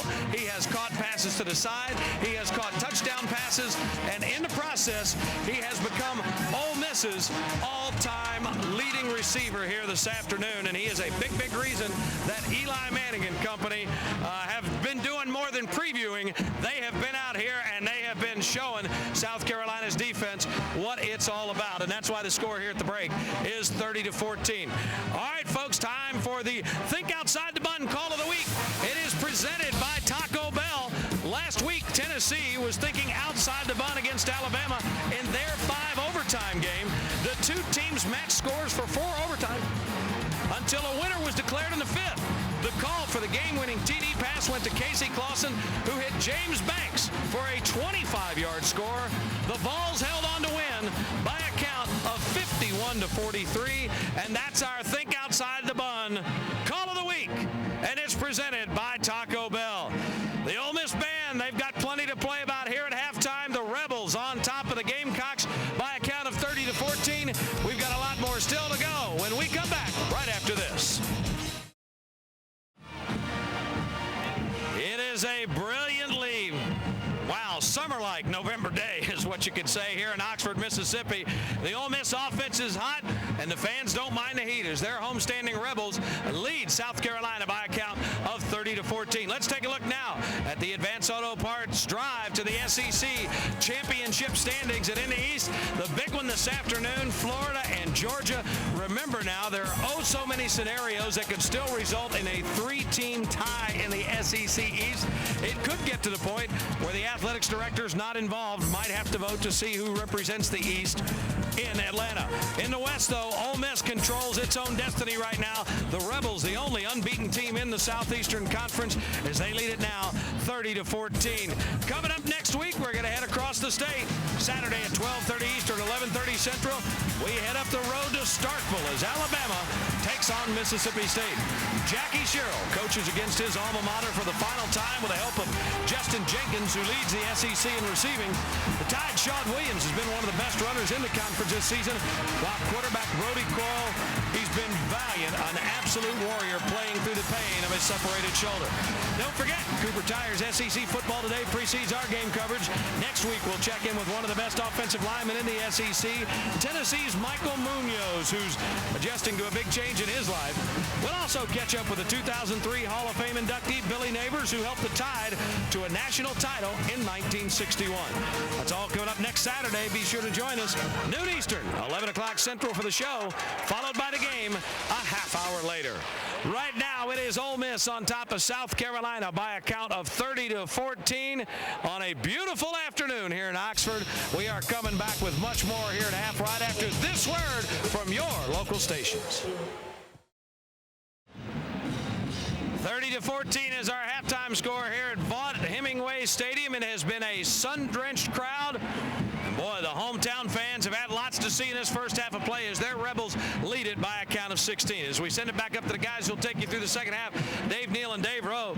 You know, Dave, I know there are lots of guys that sit in the New York studios throughout the Saturday afternoons and watch games and talk about them. But isn't it about time that somebody said Manning and Heisman in the same sentence? I hope you're being sarcastic, because I think right now that Eli Manning has certainly been on a lot of people's Heisman watches beginning of the season, but today's performance, he started off 9 of 9. He's now 20 of 26 with 3 drops, 260 yards. That was a one-man show. My goodness. I've never seen a better half of football than I saw just by Eli Manning there. He's found Collins, and South Carolina came back, and they were able to answer. And then all of a sudden, back they come with Chris Collins again, so Ole Miss answers. And then back comes South Carolina. They went to Whiteside, and they found him for that beautiful touchdown pass. Then Turner gets to the outside. It's just a slugfest. But then all of a sudden, this changed the game. And this was they called a safety. They said he was in the end zone. We clearly thought he was not. But all of a sudden, Manning made him pay for him. And he found number 2, Kerry Johnson, and it has been a scoring threshold today. Oh, incredible. Well, our Hyundai halftime stats look like this. And really, when you begin to analyze these numbers, the average per play, South Carolina under 5, Ole Miss over 7. Time of possession, a huge number. And total plays, to me, 47 for the Rebels, just 26 for USC. Yeah, I think the total number of plays has taken South Carolina out of the game. Only 26 plays compared to 47. That's incredible. That's the indicative of the time of possession, Dave. Well, in support of Hyundai's ongoing commitment to education, Hyundai Motor America is pleased to contribute to the SEC General Scholarship Fund the amount of $1,000 to be distributed equally among the member institutions. And Dave, Ole Miss came away with a touchdown late in the first half to put up 30 points. And is that the kind of drive touchdown that's a backbreaker? Oh, it is, because South Carolina came up with 2 turnovers. They looked like they were turning it around. Then all of a sudden, the wheels fell off the wagon for them with that last touchdown drive. You're right. Those were nails. They could hear those sounds. Well, let's take a look at our Toyota's keys to the game. You got some good ones. You really do. Well, South Carolina, don't beat yourself. They had 2 bad snaps for safety, and they're 0 for 7 on their last 7 passes. For Ole Miss, don't change a thing. Manning, 20 of 26, rushing yards, first downs, time of possession, everything going their way. Chris Collins of Ole Miss also with a big afternoon in the first half, 100 yards receiving. Beautiful day in Oxford, as always.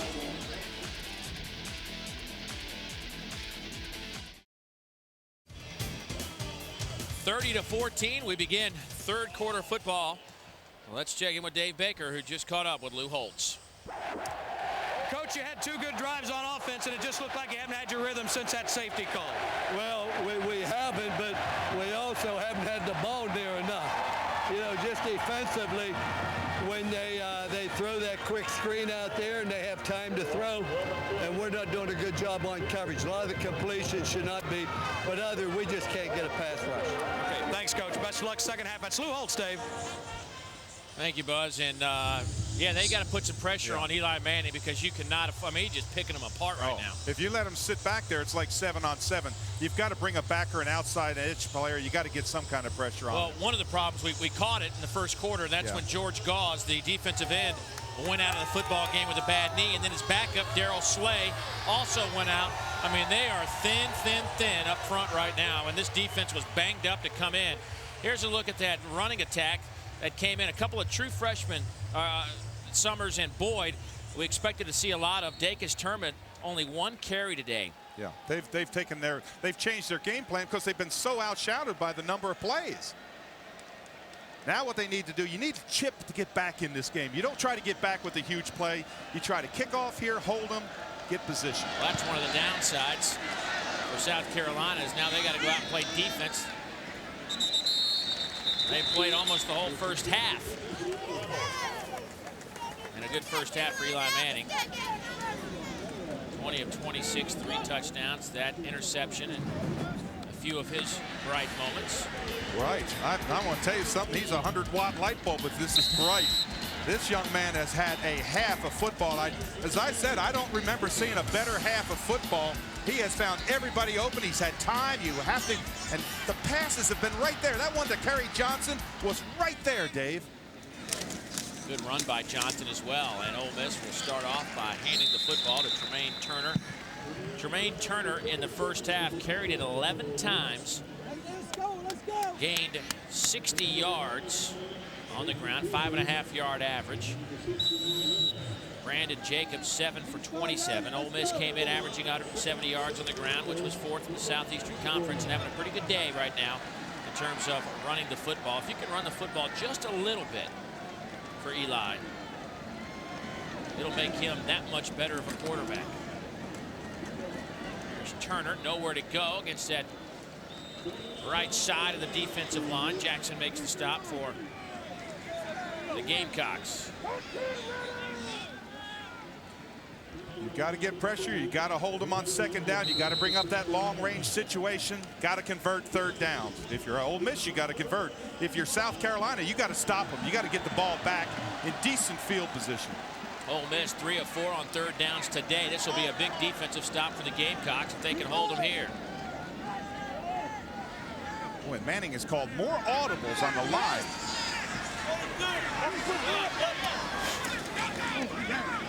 Manning under pressure, dropped at the 19. Well played by Jason Capers, who didn't make the tackle, Dave, but he read the play of Eli Manning.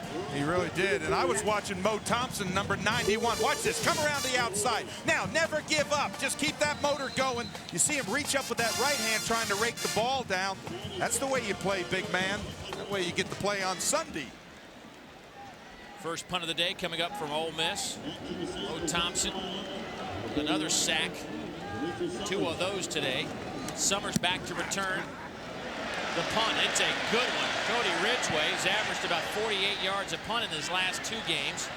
That punt takes a South Carolina bounce, and they'll have pretty good field position at the 33-yard line. A 47-yard kick. Cody not mentioned at all today. They haven't needed them much. They've been moving the ball. But right now, if you're South Carolina, you have got to stop and think. You've got to calm down your quarterback. You've got to get him back in rhythm. For all you young fans, SECKits.com is the place to be on the internet. You can learn about your favorite schools and athletes, and more importantly, play some really cool games. SECKits.com, the new sports website for kids from the SEC. 1st and 10, handoff. No gain on the play. Demetrius Summers tripped up. Actually, we'll give him a loss of about 1.5 yards on the play. Jamie Mitchell with another big play defensively. This is the way you play defensive end. You run along that line. If it's away from you, you get down inside, especially if you don't have that backside contained. You remember that knee he had? They don't have to worry about him. He's running 100% today.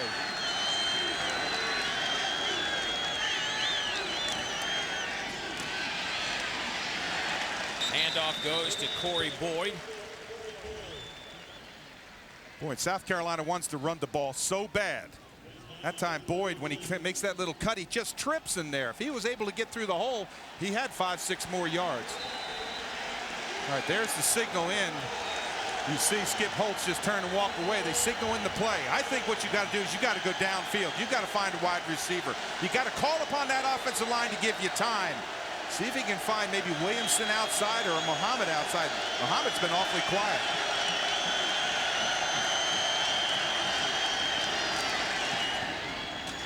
Through the hands off a high throw. Matthew Thomas was there. Pinkins just sailed it over his head, and now Pinkins 0 for his last 8. Boy, that ball didn't have a chance because he was wide open. Thomas was open in the flat, and it's a little roll to the strong side. What you do is come off the ball. You can see him set up right there. He's wide open. The ball is way high. Now, interesting call. That was only about a 5-yard off the line of scrimmage. He would have had to run 7-8 yards for the first down. Josh Brown kick it again. It's a good kick. That'll send SB back to the 17-yard line. SB quick feet. Bought him a little bit of time, and he falls forward to the 25. So a nifty return. 41-yard kick, an 8-yard return. We'll step aside. The Rebels lead it 30-14.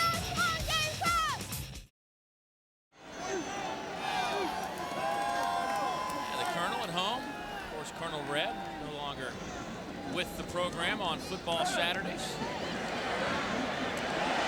Here's Tremaine Turner, who is with the Rebels on football Saturdays, and he takes down over the 40 to the 41-yard line. A first down for Ole Miss. Boy, Manning having time. He starts off the second half the same way as he left off in the first half. A lot of time just sitting there all by himself, and he finds Tremaine Turner. He's the back. He just slides out in here, and then when you drop back in here, you're looking there. All of a sudden, he just comes out of the backfield. And look at the area that he has. Look at nobody even close to him. Man. First down and 10 from the 41.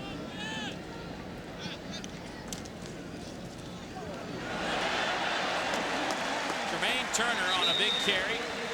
Give him about 8.5. Andre Gauze brings him down, and Tremaine Turner came here, obviously wanted to be a factor in this Ole Miss offense, but I think today his 4 years of hard work have paid off. He is the vital cog in this offensive operation right now. Absolutely. He took the pressure. Pearson's hurt. McClendon suspended. He took the pressure, and boy, he answered. You're exactly right, Dave. And there's a hard driving carry from the fullback, Lorenzo Townsend. You know, everybody wants to be the man. You know, everybody wants to be the guy to carry it 25, 30 times a game. And Tremaine Turner's just waiting his time. Well, today is his time. That's his chance. That's right. There's nobody there. John Latina, the offense coordinator, said, we don't have much behind him. We may be able to move Brandon Jacobs over. But Tremaine Turner, he's been the go-to guy.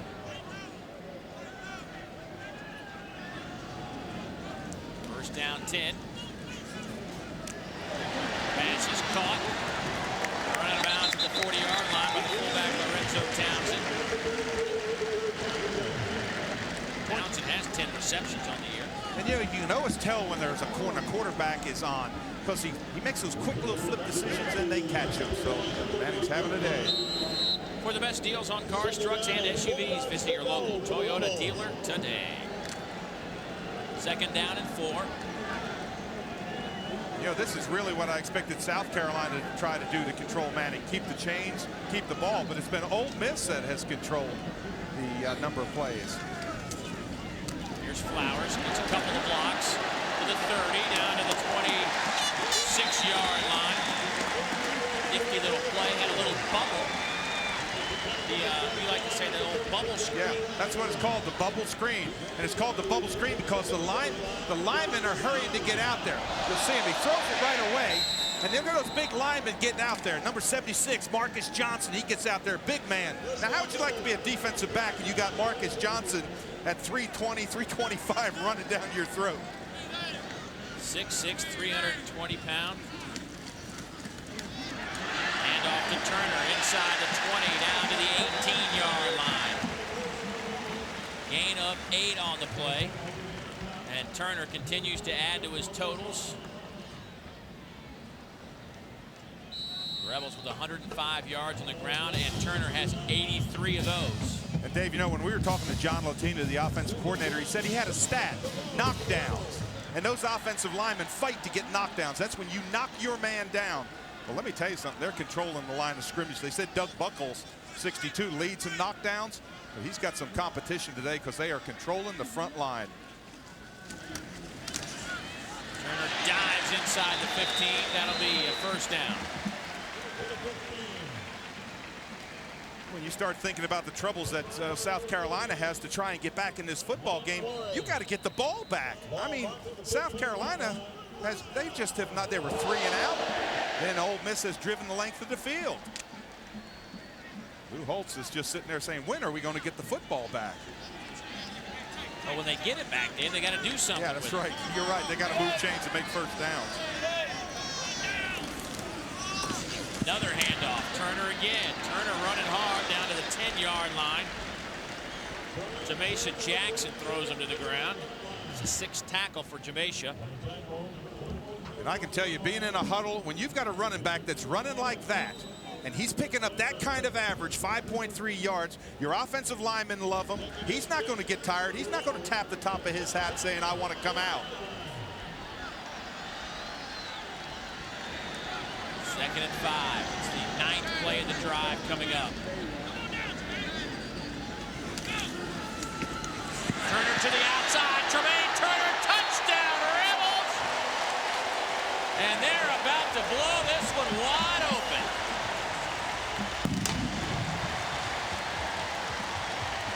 And Rick Rosano, the lead blocker on the play, the fullback, I mean, he gets a great block on the line. He's number 42, and I mean, he comes up and just sticks him. That allows Turner to see it, and then he just darts to the outside for the touchdown. That's his 2nd touchdown run today. 1 yard shy of the century mark.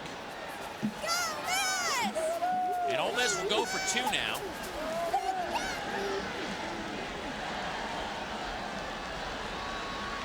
They will line up. 3 receivers, 2 to the near side. Manning throws it to the corner over the head of Rick Rosano. 2-point conversion fails, but Ole Miss is just about to equal their season scoring average of about 37 points a game. Jermaine Turner, a big reason why they lead it at home.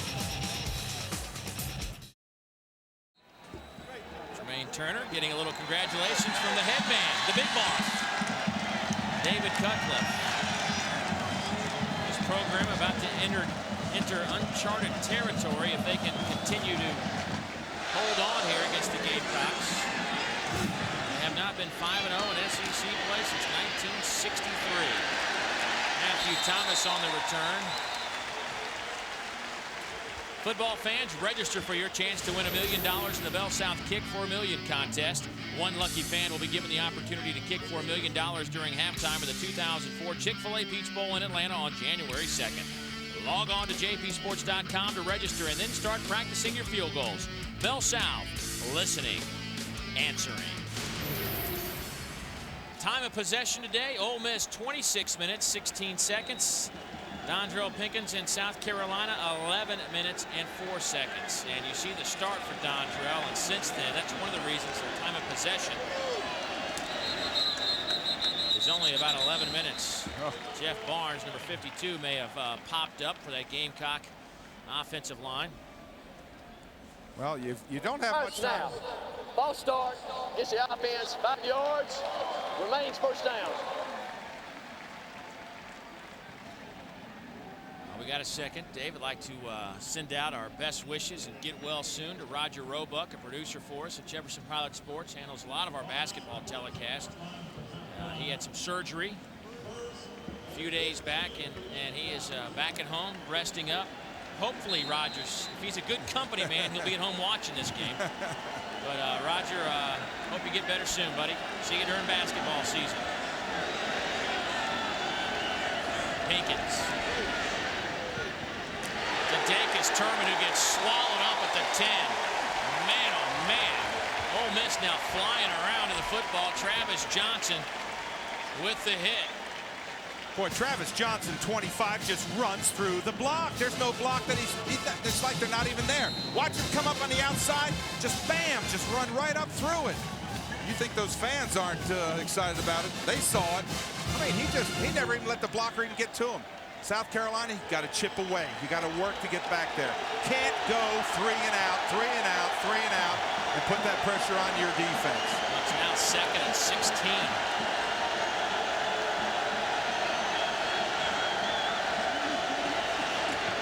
Over the middle, and it's dropped. That has been an issue and a problem for South Carolina all season long. That time it was Chavez Donnings. You got to make that play. You got to help your quarterback out. That was in stride. The ball was clear. He was in a little area where there was no traffic. He's got to come up with that one. You got to help your quarterback out. He's struggling. South Carolina 2 of 7 on third down conversions on the season. They are 5th in that department, converting about 41% on the year. Big down here for both sides.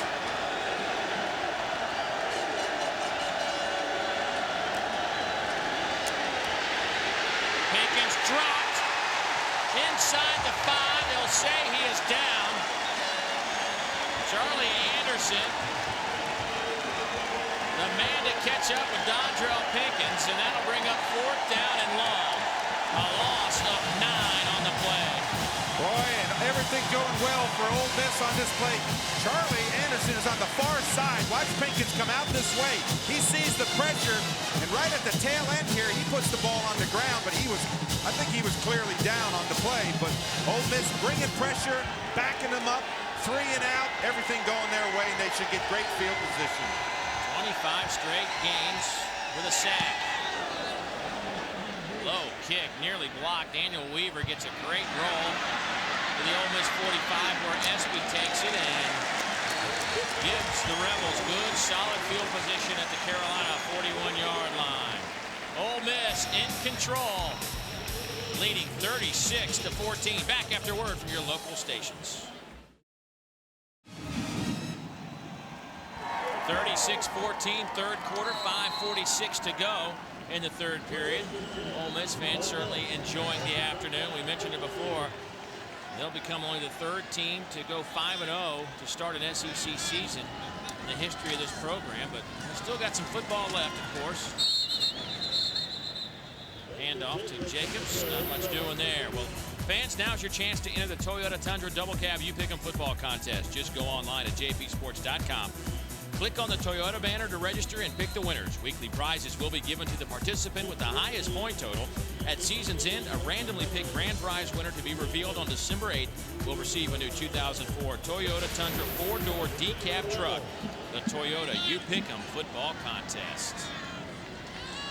On 2nd and 9, Manning looking around, firing, ball batted in the air. Falls to the ground. Incomplete pass. Jeremiah Garrison had a batted pass. It's the second time today he's got his paw on the football. He has an interception and a fumble recovery as well.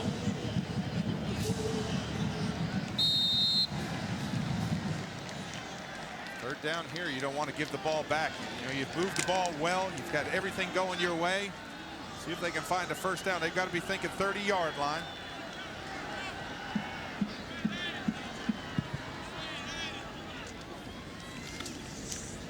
Pressure coming. Manning scrambling. Looking for some time. Fires. Pass caught. First down, Rebels. Mike Espy with the catch on the near sideline. I thought they said that Eli Manning couldn't scramble. I want to tell you, that's as good a scramble as you will see. Of course, Espy waving when he got open. You know, one of our plays won an Espy last year that we had a chance to do, the LSU Kentucky finish. Yeah. Who will ever forget that? I wasn't there. You were there by yourself. Kentucky won't soon forget. No.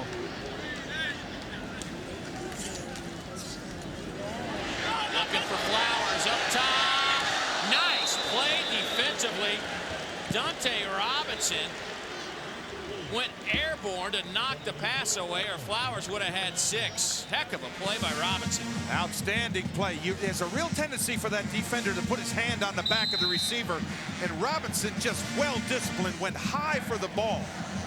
And he's now apparently hurt as he heads to the sidelines. Yeah, watch his play. Number 32, he's got, now don't put your hands on the back, but look how high he goes just to tip that ball away. And when he came down, he fell hard on that shoulder, Dave.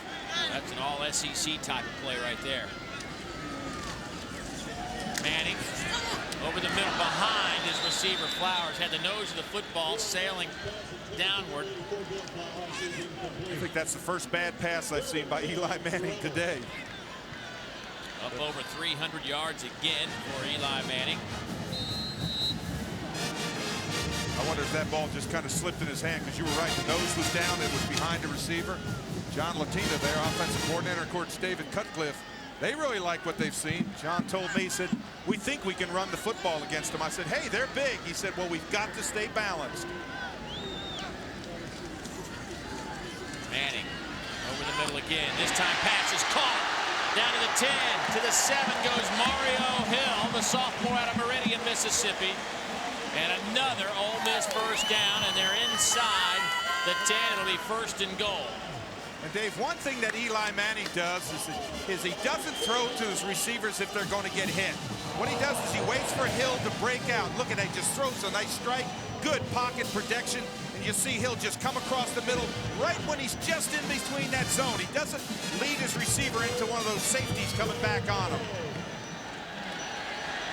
Couple of tight ends in the game on first and goal as Manning just passed Tommy Hodson to move into 7th place all time in the SEC annals. Up over 9,000 career yards for Eli Manning through the air. Just keeps adding to his totals. Averaging 285 yards per game this season through the air. Completing about 62% of his passes. And Peyton has over 11,000 yards passing to hold the SEC mark, and I don't think that's going to be touched. Nah, not for a long time. That's like Danny Werfel's 114 touchdown passes. Brandon Jacobs, touchdown, Ole Miss.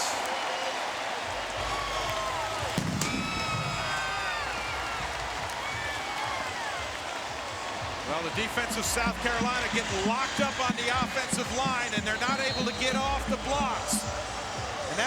the back like a Brandon Jacobs just to get to the outside, use that strength and speed to get out there and just go in. But they're locking up offensive and defensive linemen just toe to toe.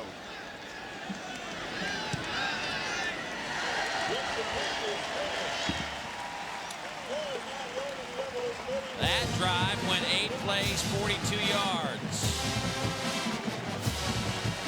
And Lou Holtz's defense just worn down. They came in, nearly every man on the starting lineup was hurt. He didn't have a lot of depth defensively, and he just couldn't afford Ole Miss to have 8 to 12 play drives and eat up 3 to 5 minutes of the clock, and that's what they've done since the kickoff. That's exactly what they've done. They have put drives together. We have not heard the names of the punter for Ole Miss, Cody Ridgway, most of the day. We'll get the Yahoo Sports College Pack for just $9.95 a month or $59.95 a year. The pack includes more than 50 JP Sports SEC football and basketball telecasts, plus thousands of live audio broadcasts from nearly 100 universities nationwide. Follow your favorite teams from anywhere with the College Pack from Yahoo Sports.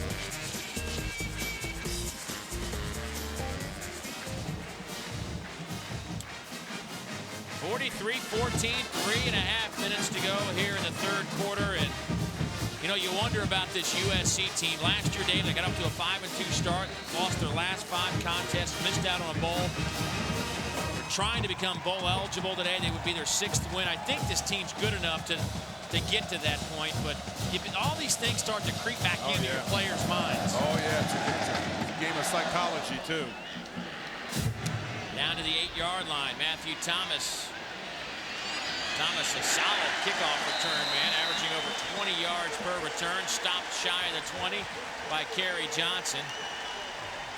And the Rebels are fired up today. They know what's at stake, and that is an SEC West crown. I mean, let's face it, this team hadn't been. Nobody on this team was alive the last time they were 5-0. Some announcers weren't alive. Yeah, good one. I got that. That would be me you're talking about.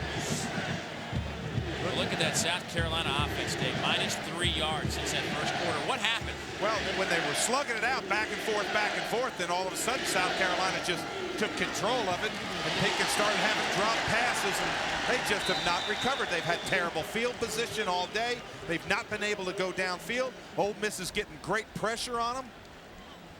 It's been a tough day for Dontrell.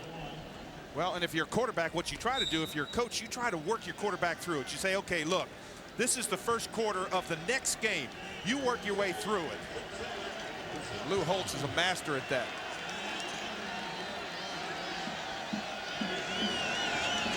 Second down, 7. Handoff goes to Summers. Over the 25. That was a nice hole that time. They have gotten away from the running game. Summers is just, I mean, he's an outstanding back. They've got great speed back there. They just have gotten out of their game plan. They have not been able to go. Well, let's talk about their game plan for just a second, because I go back to what Coach Holtz told us, and that is we're going to play like we're 2 touchdowns down in this game from the opening kickoff. We can't leave anything in the bag. We got to be moving. Exactly. You've got to play like you're behind. Yeah. That's an interesting call there. That's a quarterback option off the shotgun. Interesting call on 3rd down and a foot. But you're right. You play like you're 2 touchdowns behind because you want your team to realize the urgency of it. This is a quick strike Ole Miss team. You can't just trade punches with them. You've got to get ahead of them. Their offense has not been stopped today, Dave. For the best deals on cars, trucks, and SUVs, visit your local Toyota dealer today.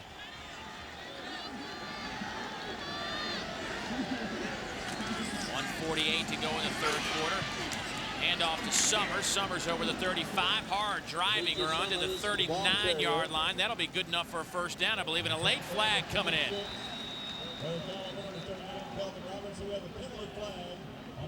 You look at Demetrius Summers down there, who rushed for over 9,000 yards in high school. 127 touchdowns in high school. Well, one thing that South Carolina is doing is we listen to the call. Got dead ball foul. Unsportsmanlike conduct on the defense, unsportsmanlike conduct on the offense. That's declined. On the play, the line of the game was made. It's a first down. See Lou Holtz saying who was it. But the point I was going to make is that South Carolina is keeping South Carolina players. Now Summers, he's a good example of that. Corey Boyd is another example of they're keeping the players that are from that state in that state. They used to go out to play elsewhere.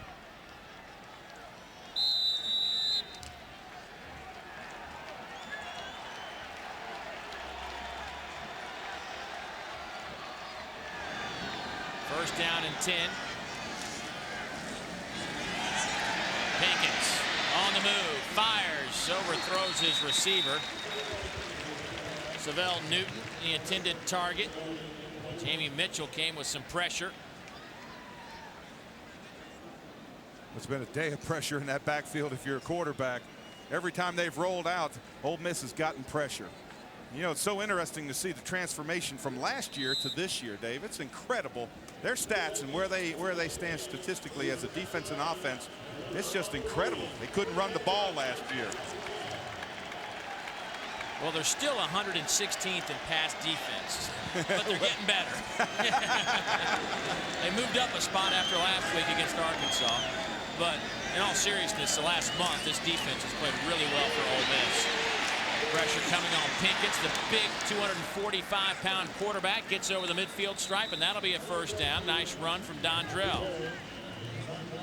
Nice scramble here by Pinkins. You feel the pressure from the outside up in there, and what you do is step up inside.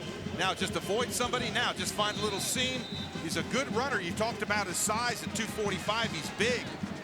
They've just gotten in a position where they've not been able to use him today. Not on that scrambling ability. They just haven't had enough plays, Dave. This might be their longest drive since the first quarter. Here's Dacus Turman running hard. Dacus to the 45 of Ole Miss. The announcers for this game are selected and compensated by Jefferson Pilot Sports. This broadcast is a copyright presentation, and any use of this broadcast without the express permission of the Southeastern Conference and Jefferson Pilot Sports is prohibited. Glad you could join us here on JP Sports. Dave Neal, Dave Rowe, and Dave Buzz Baker. Producer Rob Reichert. Director Gary Clem on a beautiful Saturday afternoon in Oxford. Pinkins lets it go. Nice play, and a hold will be coming up on Von Hutchins. He grabbed the backside of Noah Whiteside's jersey, but Von Hutchins came over to bat the ball away, or that could have been 6. That was that out and up, that little fake where you give that little pump and you see if the corner bites on it. That's interference on the defense. 15 yards from the previous spot. First down. That's tough if you're a cornerback and you're watching. Watch right here. You'll see the little pump right there. Now see him bite up forward. Now he's beat. So what do? Just kind of grab on and hold on. Not much of a grab.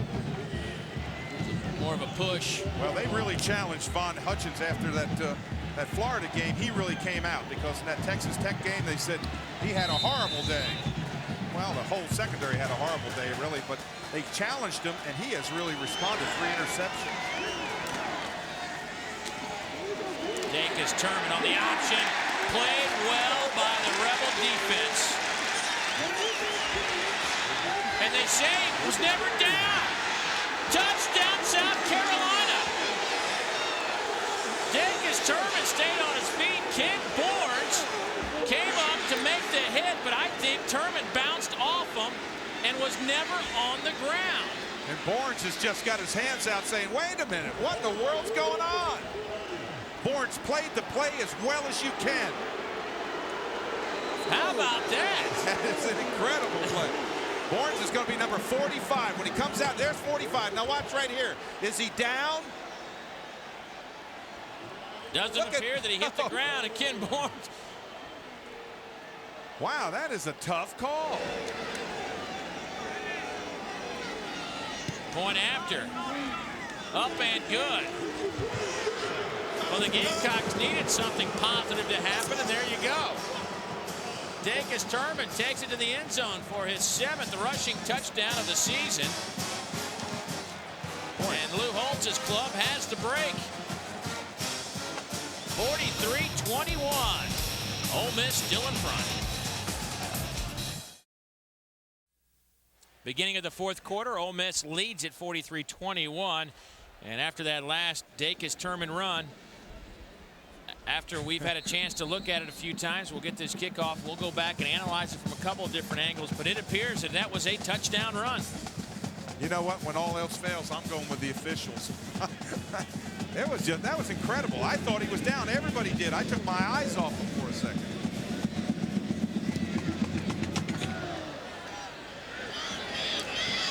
To the goal line goes B. Brown. Trying to get a few blocks. Does so. B out over the 25 to the 26-yard line. Let's go back, and a knee has to be on the ground, and well, it never hits the ground. Yeah, watch both his knees. Left knee's not on the ground, right knee's not on the ground. He bounces up. And look at Borns. He just gets up and says, okay, good play. And everybody, but Turman, credit him. He never quit on the play. He just kept on running.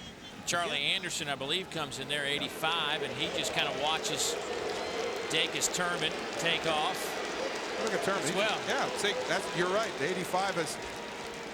Turman's still running. And everybody's going, wait a minute, hold a second. That's touchdown. That's right. Dacus-Turman. That's right. That's the result. 7 points. Flag against the Rebels. Personal foul against Ole Miss after the kickoff return, so that'll back up the Rebels to the 13-yard line. First down and 10. Ole Miss wants to be careful here. Mario Hill out over the 20 to the 24.5-yard line, and that'll be a first down after the gain of 12. Here's our Yamaha third quarter stats. Look at the total yards difference. My goodness. That is incredible. 27 more plays for the Rebels.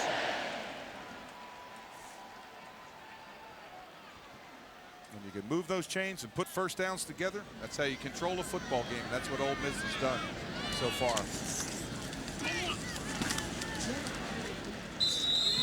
A couple of yards on the play for Tremaine Turner, who will go up over the 100-yard mark with that carry.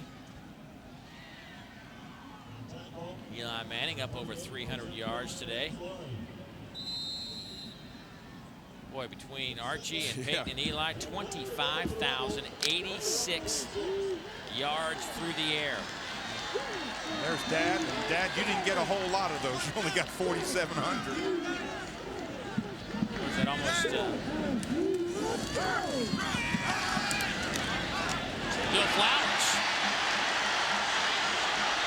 to midfield and out of bounds.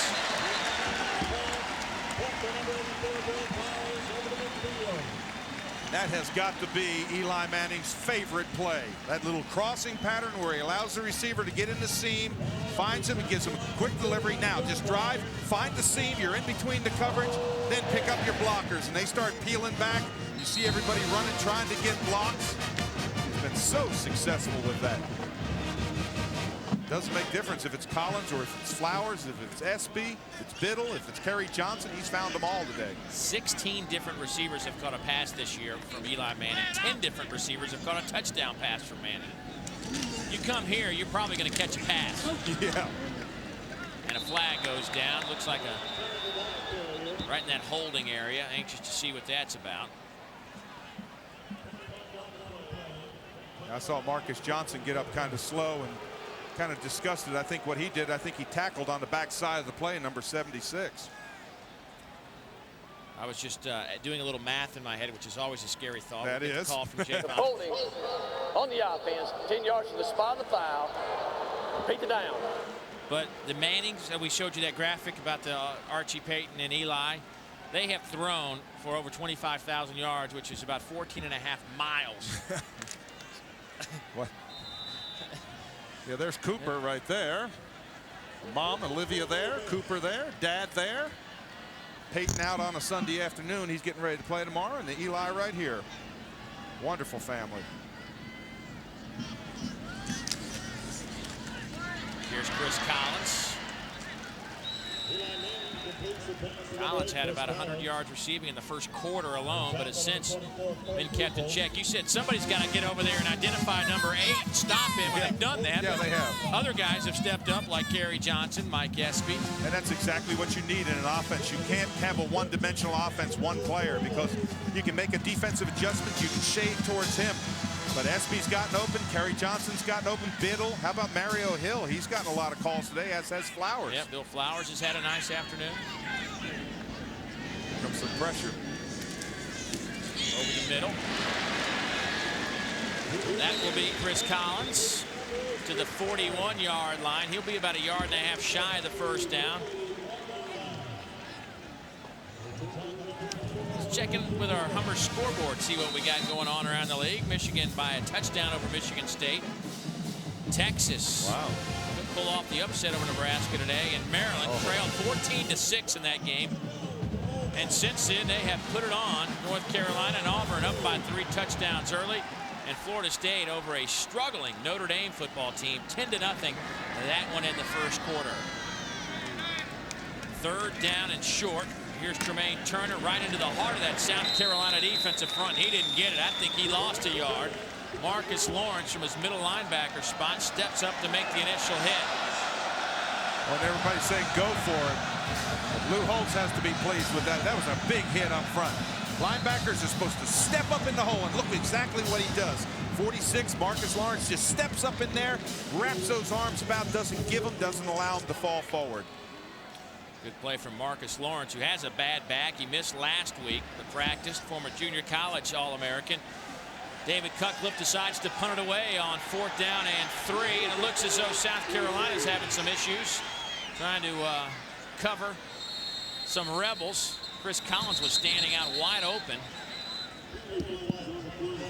before somebody got out there to cover him. The South Carolina coaches were going a little bit nuts over there trying to get somebody to cover Chris Collins. I really thought that Ole Miss would go for it. Delay of game, gets the offense 5 yards, remains 4th down. You know, it's interesting. That's always a play. When you get down there and you're in that marginal 1st down territory inside the 40, you always take that delay so that way it takes time off. And Chris Collins, once again, nobody guarding Chris Collins. Oh, he's up the top. And they could easily throw it to Chris Collins. Not now. They get somebody shifted over there in that safety spot. Summers will let it go. And they will rule it a touchback. Espy got down there in a hurry, but they say he was in the end zone when he made contact with the football. It's not coming down with the feet, it's breaking the plane. Nice try by Espy.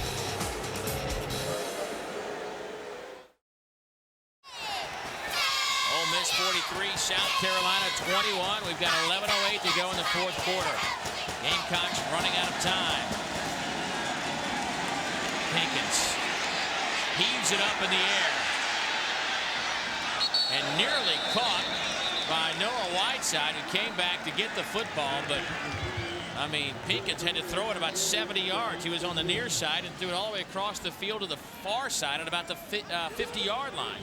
Well, you're right. He threw it a long way, but he threw it high, too. Very dangerous pass against the grain going across the field. Very dangerous. Pinkins has just never gotten into that flow, Dave.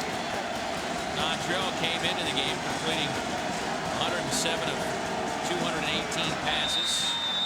Just under 50%. Couple of flags. Looks like maybe Daniel Booth might have crossed that line of scrimmage. Ole Miss defensive tackle.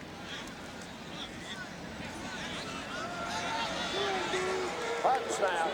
Offsides on the defense. 5 yards. Remains 2nd down. Ole Miss 8 penalties for 78 yards. Rebels 9th in the league in penalties. Very uncommon. Usually David Cutcliffe's clubs among the league leaders in fewest penalties. This year they're 9th, averaging about 63 yards a game in penalties. Dave, for a defensive lineman, this is the fun time. You've got a big lead. Clock's ticking down. You know they're going to be in passing. And every lineman measures his worth by sacks.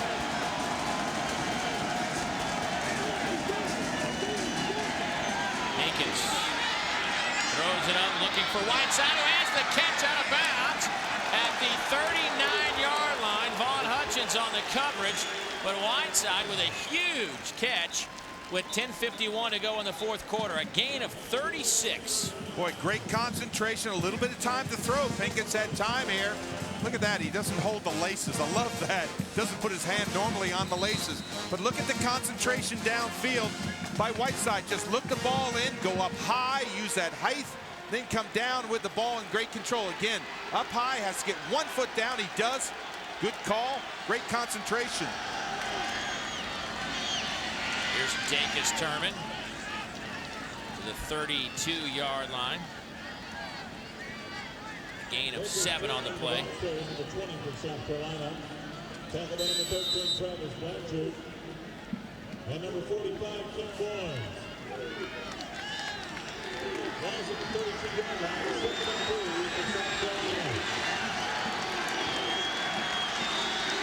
2nd down, 7.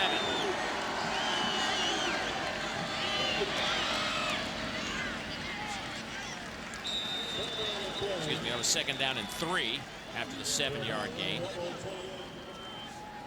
That'll bring up. Will they move the change? Yes, you got the 1st down. That is, by the way, a 1st down, which will move the chains. And now South Carolina getting some offensive work. That's our side judge, by the way, Matt Moore. We'll keep an eye on him. We'll let this play unfold, and we'll get back to Matt in just a moment. Here's Pinkett. Dontrell inside the 20 after the gain of 7. But Matt Moore's, if you've watched us on JP a year ago, we were doing an LSU Mississippi State football game in Baton Rouge, and Matt Moore was the side judge. You probably saw this replay a couple of times. We got really just blindsided on a sideline play and got rolled up on and really shattered his leg and had to be rushed to the hospital, had emergency surgery in Baton Rouge. We were very concerned for him, and I had a chance to talk to him before the game today. He spent about the last year really getting back to the kind of condition and shape he was before the injury, but he is a nice man, and we're glad to see him back on the football field. Here's a little razzle-dazzle. Demetrius Summers trying to look for somebody to throw it to. Running out of room. Still on his feet. How about Summers? 1st down, South Carolina. Oh, my gosh. And then a late flag comes in. Good night. You can make a highlight film of missed tackles on this play. Summer makes them miss. That was incredible. I don't know what the flag was. We'll see in just a second. Personal foul on Ole Miss. David Cutcliffe certainly doesn't like that. But how about Summers? He made everybody miss. It was going to be a pass. He comes out here, he's going to pass the ball. Personal foul, late hit. He's going to throw it back. At the distance to the goal. There's one missed tackle. Oop, there's 1.5. There's another one, 2, 3, 4, 5. Good night. Let's see if we can see the personal foul. Maybe right in there. Oh, you got to let go of him. You can't drive him down. That was Jamie Mitchell, who's been playing some solid football, but just a dumb mistake there. Here's Boyd to the 6-yard line. You know, Dave, how many times have we seen a team with a big lead? They just, for whatever reason, they lose that edge, they lose that focus. And Ole Miss, maybe this drive is showing some signs of that. Yeah, I think they perhaps are. I think that that run by Turman just really, I think that kind of shocked everybody. I know everybody in the crowd just went, wait a minute, we were just killing them. Now South Carolina's come back. Now they've got a good drive. They score here. All of a sudden it might get interesting. And there it is. Touchdown, South Carolina. Corey Boyd, the freshman from Orange, New Jersey, with his 2nd touchdown on the ground.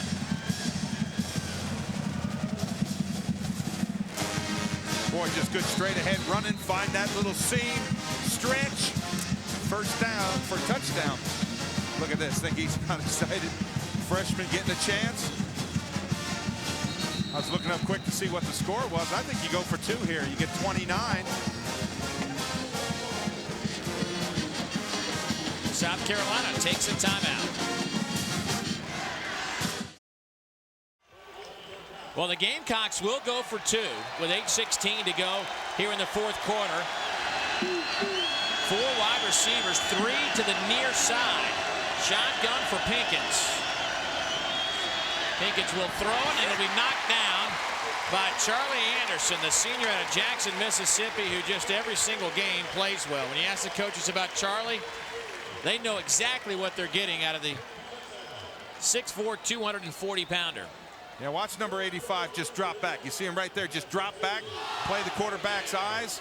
They never looked over to the 3 wideouts. He just went to that one single wide receiver thinking he could get it. Time for another all-tell sideline connection, and for that, let's go down to Dave Buzz Baker.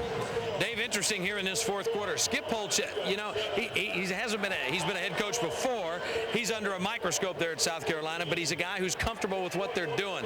On these last couple of drives, he stayed with what Dondro Pinkins is comfortable with, got his club back in this game, got him back within 16. The thing now to watch out for in this next drive is the South Carolina defense. Lou Holtz was talking to us about the fact that a lot of the young guys he felt were making progress have now regressed a little bit because of the fact they can't get reps because of all the injuries, and it's really been tough for the South Carolina defense to get a rhythm. They need to get that rhythm in a hurry here. They've come up with a couple of turnovers today, and they need one now if they're hoping to tighten this score.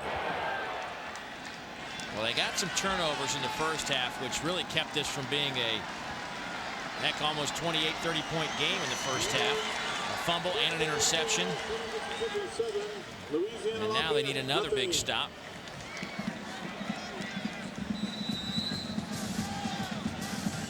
South Carolina will kick off deep for the Ole Miss Rebels. Chris Collins and B. Brown. Do you do an onside kick? Well, you think that, but I don't. I think you kick it deep, try to hold them. That's what they will do. It'll go to B. Brown. Remember, Ronald McClendon, usually a guy back there, one of the best in the league at returning kicks, is giving way to B. Brown today. And B's had a couple of nice efforts returning some kicks. Takeem Muhammad, the wide receiver, makes the special teams tackle. But offensively today, you look at Eli Manning's number, but the man that's helped Eli put up those numbers is this man, Tremaine Turner, the running back. Oh, he's run hard. He's run quick to the outside. He's been explosive up through the middle. He's scored touchdowns. He has just been Mr. Everything. Get to the outside, turn back in. If they needed a running back, they got him out of Tremaine Turner today. Probably the most exciting thing is he's been durable, Dave. He's carried the ball a lot. 22 times now with that carry, 103 yards, a couple of touchdowns today. And that keeps the clock moving. But you have to go. What's funny is you said to both John Latina and Coach Cutcliffe, you said, can this guy carry the ball for you 30, 35 times? Well, the way they're going, he's going to get his 30. They said no. Yeah, there's John. John, you told me no. Right. John said, no, we don't expect it. We won't ask him to. That changed when he got that 100 yards. He's been a workhorse today. Once again, Manning. Manning just using that clock. Eli Manning, we mentioned it earlier last week, changed the play nearly 70% of the time at the line of scrimmage. He's been blitzed over 220 times this year by defenses. Well, if you're a defensive coordinator, you're in a just what do you do zone. If you blitz him, he eats you alive. There's Chris Kosh, the defensive coordinator for South Carolina. What do? Do you blitz him? He eats you alive in the one-on-one because then you're in one-on-one coverage if you don't get him. If you don't blitz him, he's going to sit back there and pick you apart.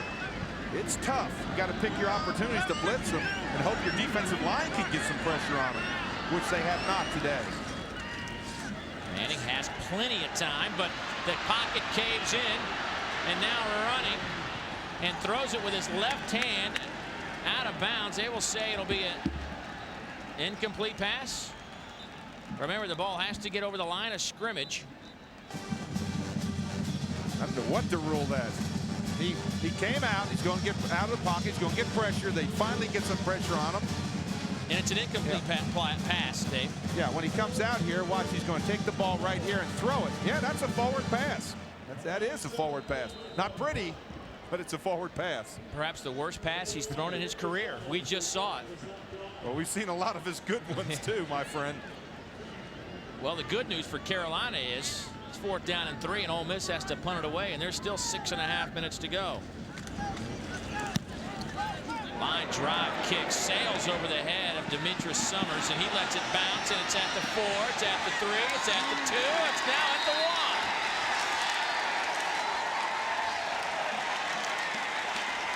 And Dave, guess who does it? Mike Espy. A 62-yard punt, and Ole Miss leading at home. Eli Manning with his 6th career 350-yard passing day. He has 382 yards today, talking to his receiver Tate Biddle. But now we're watching the defense because South Carolina's backed up at their own. They actually spotted at the 2. 1st and 10. Pinkins to heave it down the field, looking for a wide open Matthew Thomas. Oh my goodness, he will go 98 yards.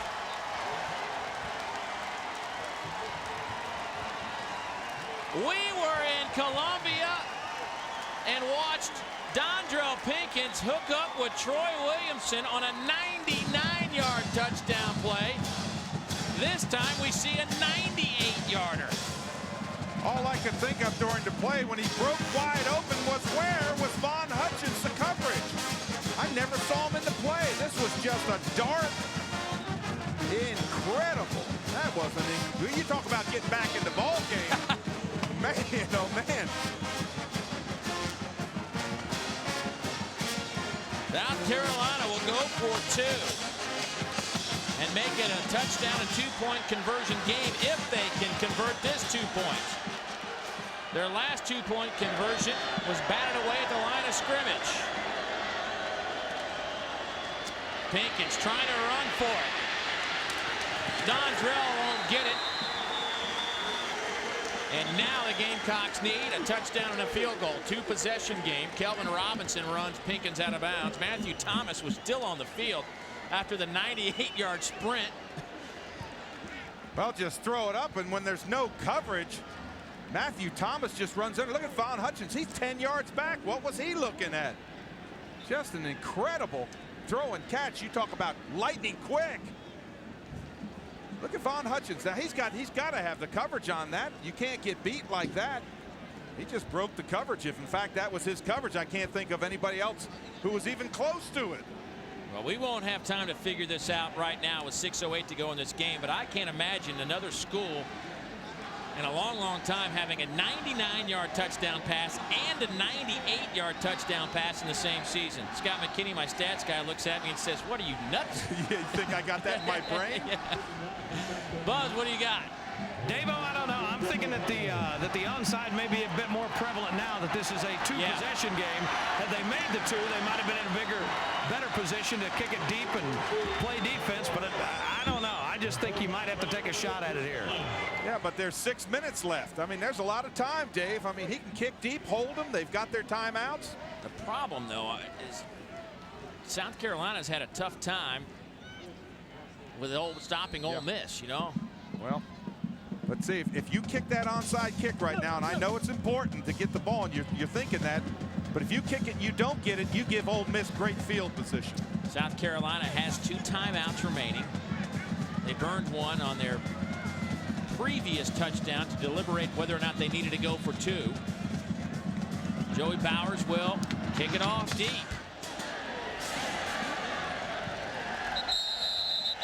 So the Rebels will bring it out to the 20. Good kickoff from Joey Bowers. So the defense needs to step it up right now. They've been on the field all day, but it's time to forget about that if you're a Gamecock player.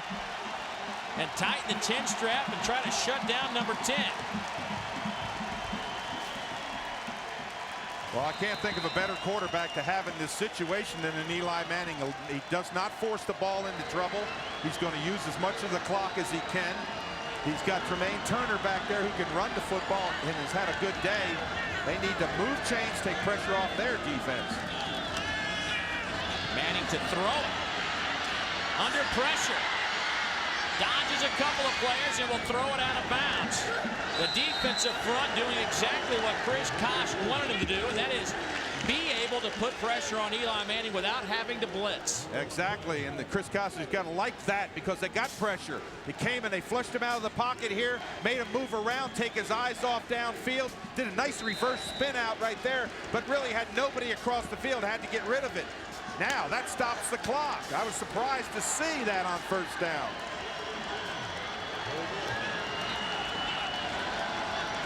Second down and 10, clock stopped at 5:57. Here comes some pressure. And he gets a pass off to Collins to the 26, 27-yard line. That'll bring up a third down and about 2, depending on where they finally spot the football. When you start to think right now, is Tremaine Turner got one more good 4 or 5 yard run in him? They really need him right now. They're going to say it's actually third down and a long yard and a half. Today, Ole Miss 5 of 9 on third down conversions. They're the best in the league at converting third downs all season. Manning to throw. Pass is caught and fumbled. No, they'll blow it down. Incomplete pass. Chris Collins was walloped by 2 white helmets, and he slowed to get up. He dropped the football incomplete, and the Gamecock defense with a big stand. Boy, this is a stick. Look at this. Thrown into coverage, coming back. Great stick there by South Carolina to come on it. I was surprised that they threw the ball.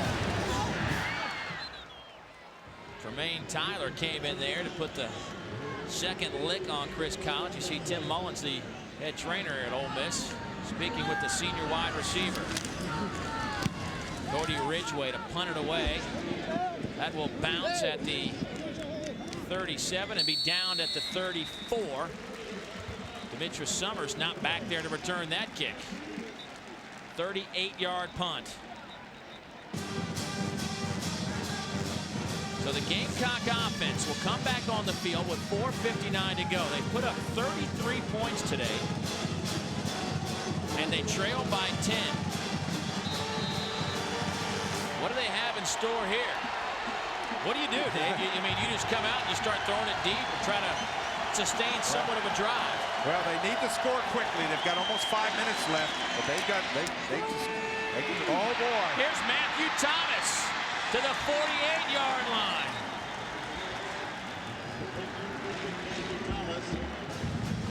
You got to start thinking about clock.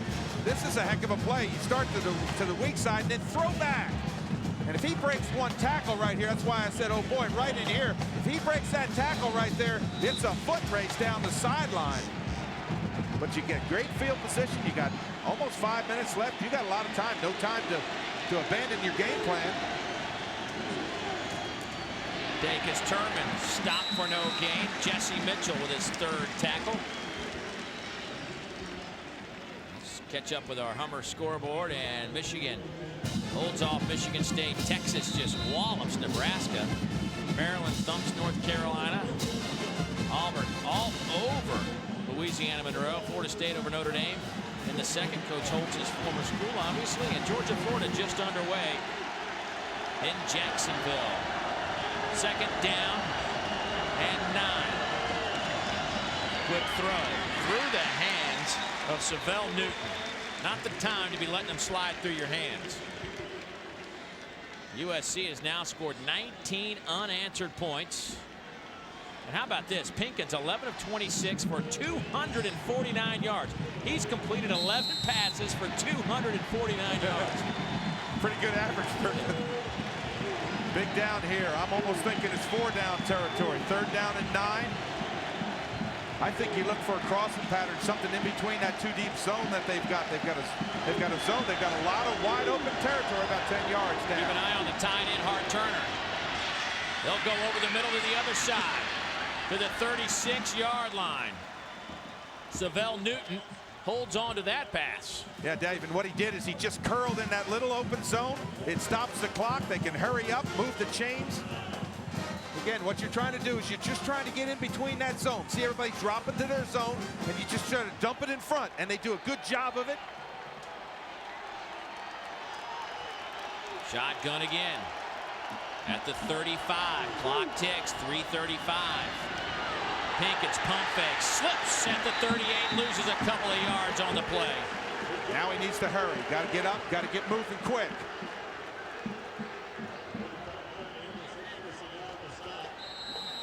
And if Carolina makes a couple of position changes, one of those at the offensive line as Travell Wharton checks in, Jonathan Alston checks out. Rare to see an offensive line switch. Yeah, I know. I was surprised at that, too. I wondered if he twisted something.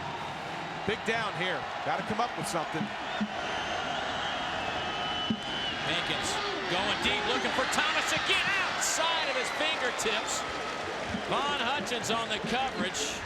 Oh, that was close. Boy, that was. He just got a little bit twisted up there, but again, going deep, going against Von Hutchins, and Thomas just reaches out. Look at how close that is.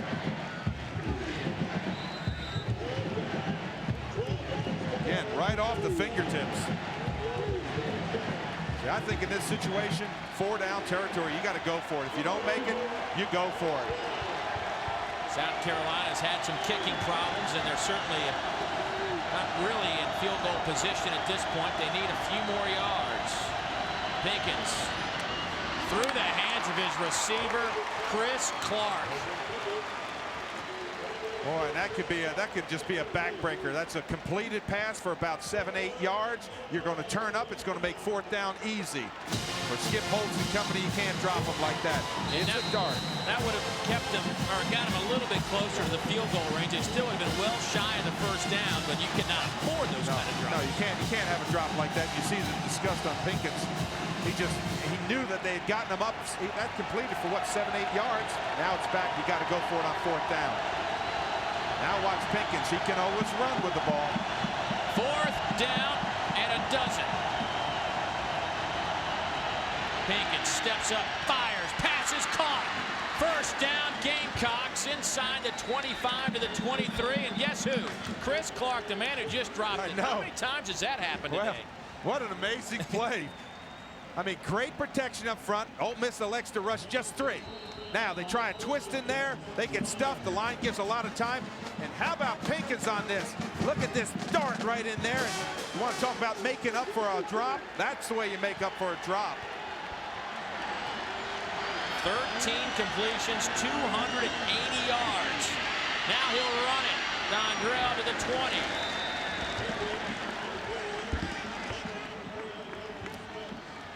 You got to hurry now. You got to get up on the line. Call the audible on the line. 2:10. Clock continues to move.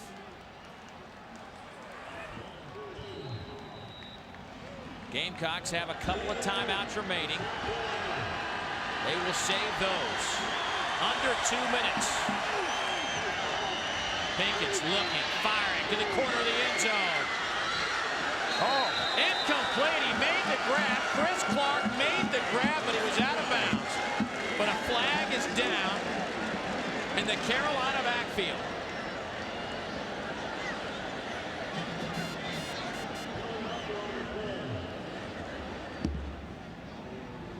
Big discussion about this penalty. Jay Vines, our referee today. Everybody holding their breath. Wave it off. Disregard the foul. Disregard the foul. There were no hold on play. Disregard the foul. Boy, you talk about the difference between a catch and a non-catch. Let's see in fact if he got a foot down. I thought he came down with the ball. Let's see when he catches it. Right there, he's got the ball. He's got a foot down. Oh, the ball comes out. Did the ball come out, Dave? Take another look. Here's a great shot of it. That's a catch right there. Never had possession. Never had. Never had possession. 3rd down now. Pinkins lofts it up in the end zone. Touchdown, Carolina! Noah Whiteside.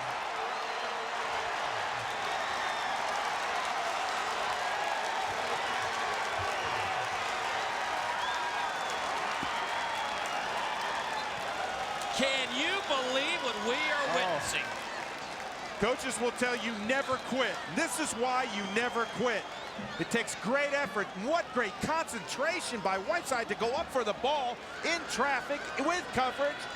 He comes down. Point after. And South Carolina didn't have to burn a timeout on that drive.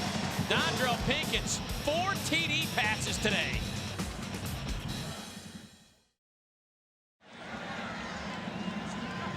"26 unanswered points by South Carolina, 19 in the fourth quarter.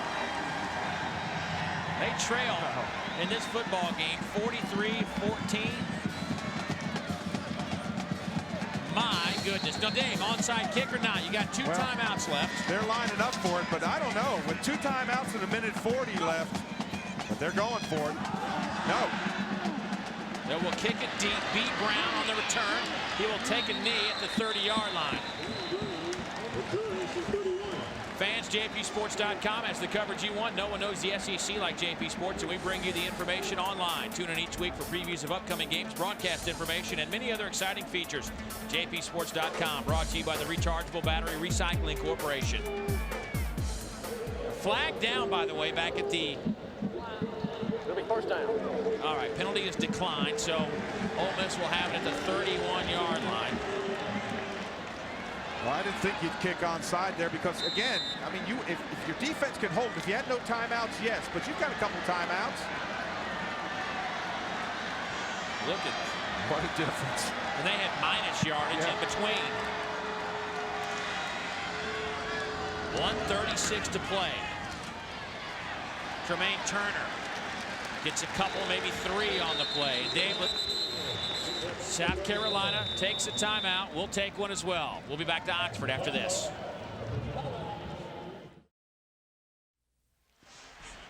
(43-40). Ole Miss clinging to a 3-point lead, and I mean that literally today. 1:28 to go. South Carolina just took a timeout. 2nd down and 7 yards. Here's Turner off the right side to the 40. He needs to get to the 41. Freddie St. Pro makes the tackle, and South Carolina will take a timeout. We'll step aside.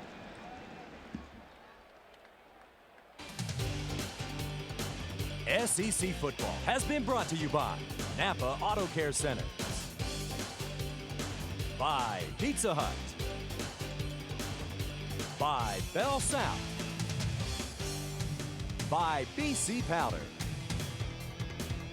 and by Sonic Drive-Ins. One of the biggest plays of the game occurred early in this contest, and it's been a long time ago, but it was a safety. Well, it really wasn't a safety. It was called a safety. Dondrell Pinkins bobbles the snap, goes back to his 1-yard line, unloads the football. They said intentional grounding in the end zone. Well, Dondrell was about 1.5 yards outside of the end zone line, and it ended up being about a 9-point swing, Dave, and that has been, I mean, when you go back to that, you can pick a lot of plays and a lot of calls, but well, it changed the whole complexion of the football game because all of a sudden South Carolina had to start going for 2 points if they had kicked extra points. That was a huge part of this because they had the safety. They gave great field position. Ole Miss came back down and scored. There's a lot of what ifs. But right now you got everybody standing around here waiting for 1 minute and 20 seconds. And I know what I'd do right now. I would give this ball to Tremaine Turner. He's been the workhorse all day. Can he get you a yard?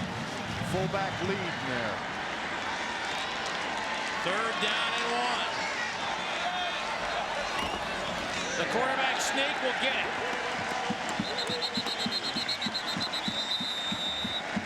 And that, my friends, will do it. Boy, that's an interesting call by David Cutcliffe to get that 1st down, but he's got such confidence in that offensive line. Big Marcus Johnson in there, great drive blocker. Doug Buckle, Sawyer, Spencer, Woodruff, and Stallings just driving off the ball. Dondrell Pinkins completes 14 passes today for a career-high 298 yards and 4 touchdowns. Eli Manning throws for 391 yards. And now, Rebels can line up in their victory formation. Our Napa Auto Care Center's players of the game are those two quarterbacks, Dontrell Pinkins and Eli Manning. Almost 700 yards through the air today between the two quarterbacks. Manning's gone over 400 yards twice in his career. Total offense today, Ole Miss 505 yards. South Carolina 416, but it took him a while to get cranked up. I think this might be a good wake-up call for Ole Miss in regaining the focus. And they will now go to 5-0 in SEC play for the first time since 1963. And that was the last year they won an SEC title. Their next two games, Auburn and LSU.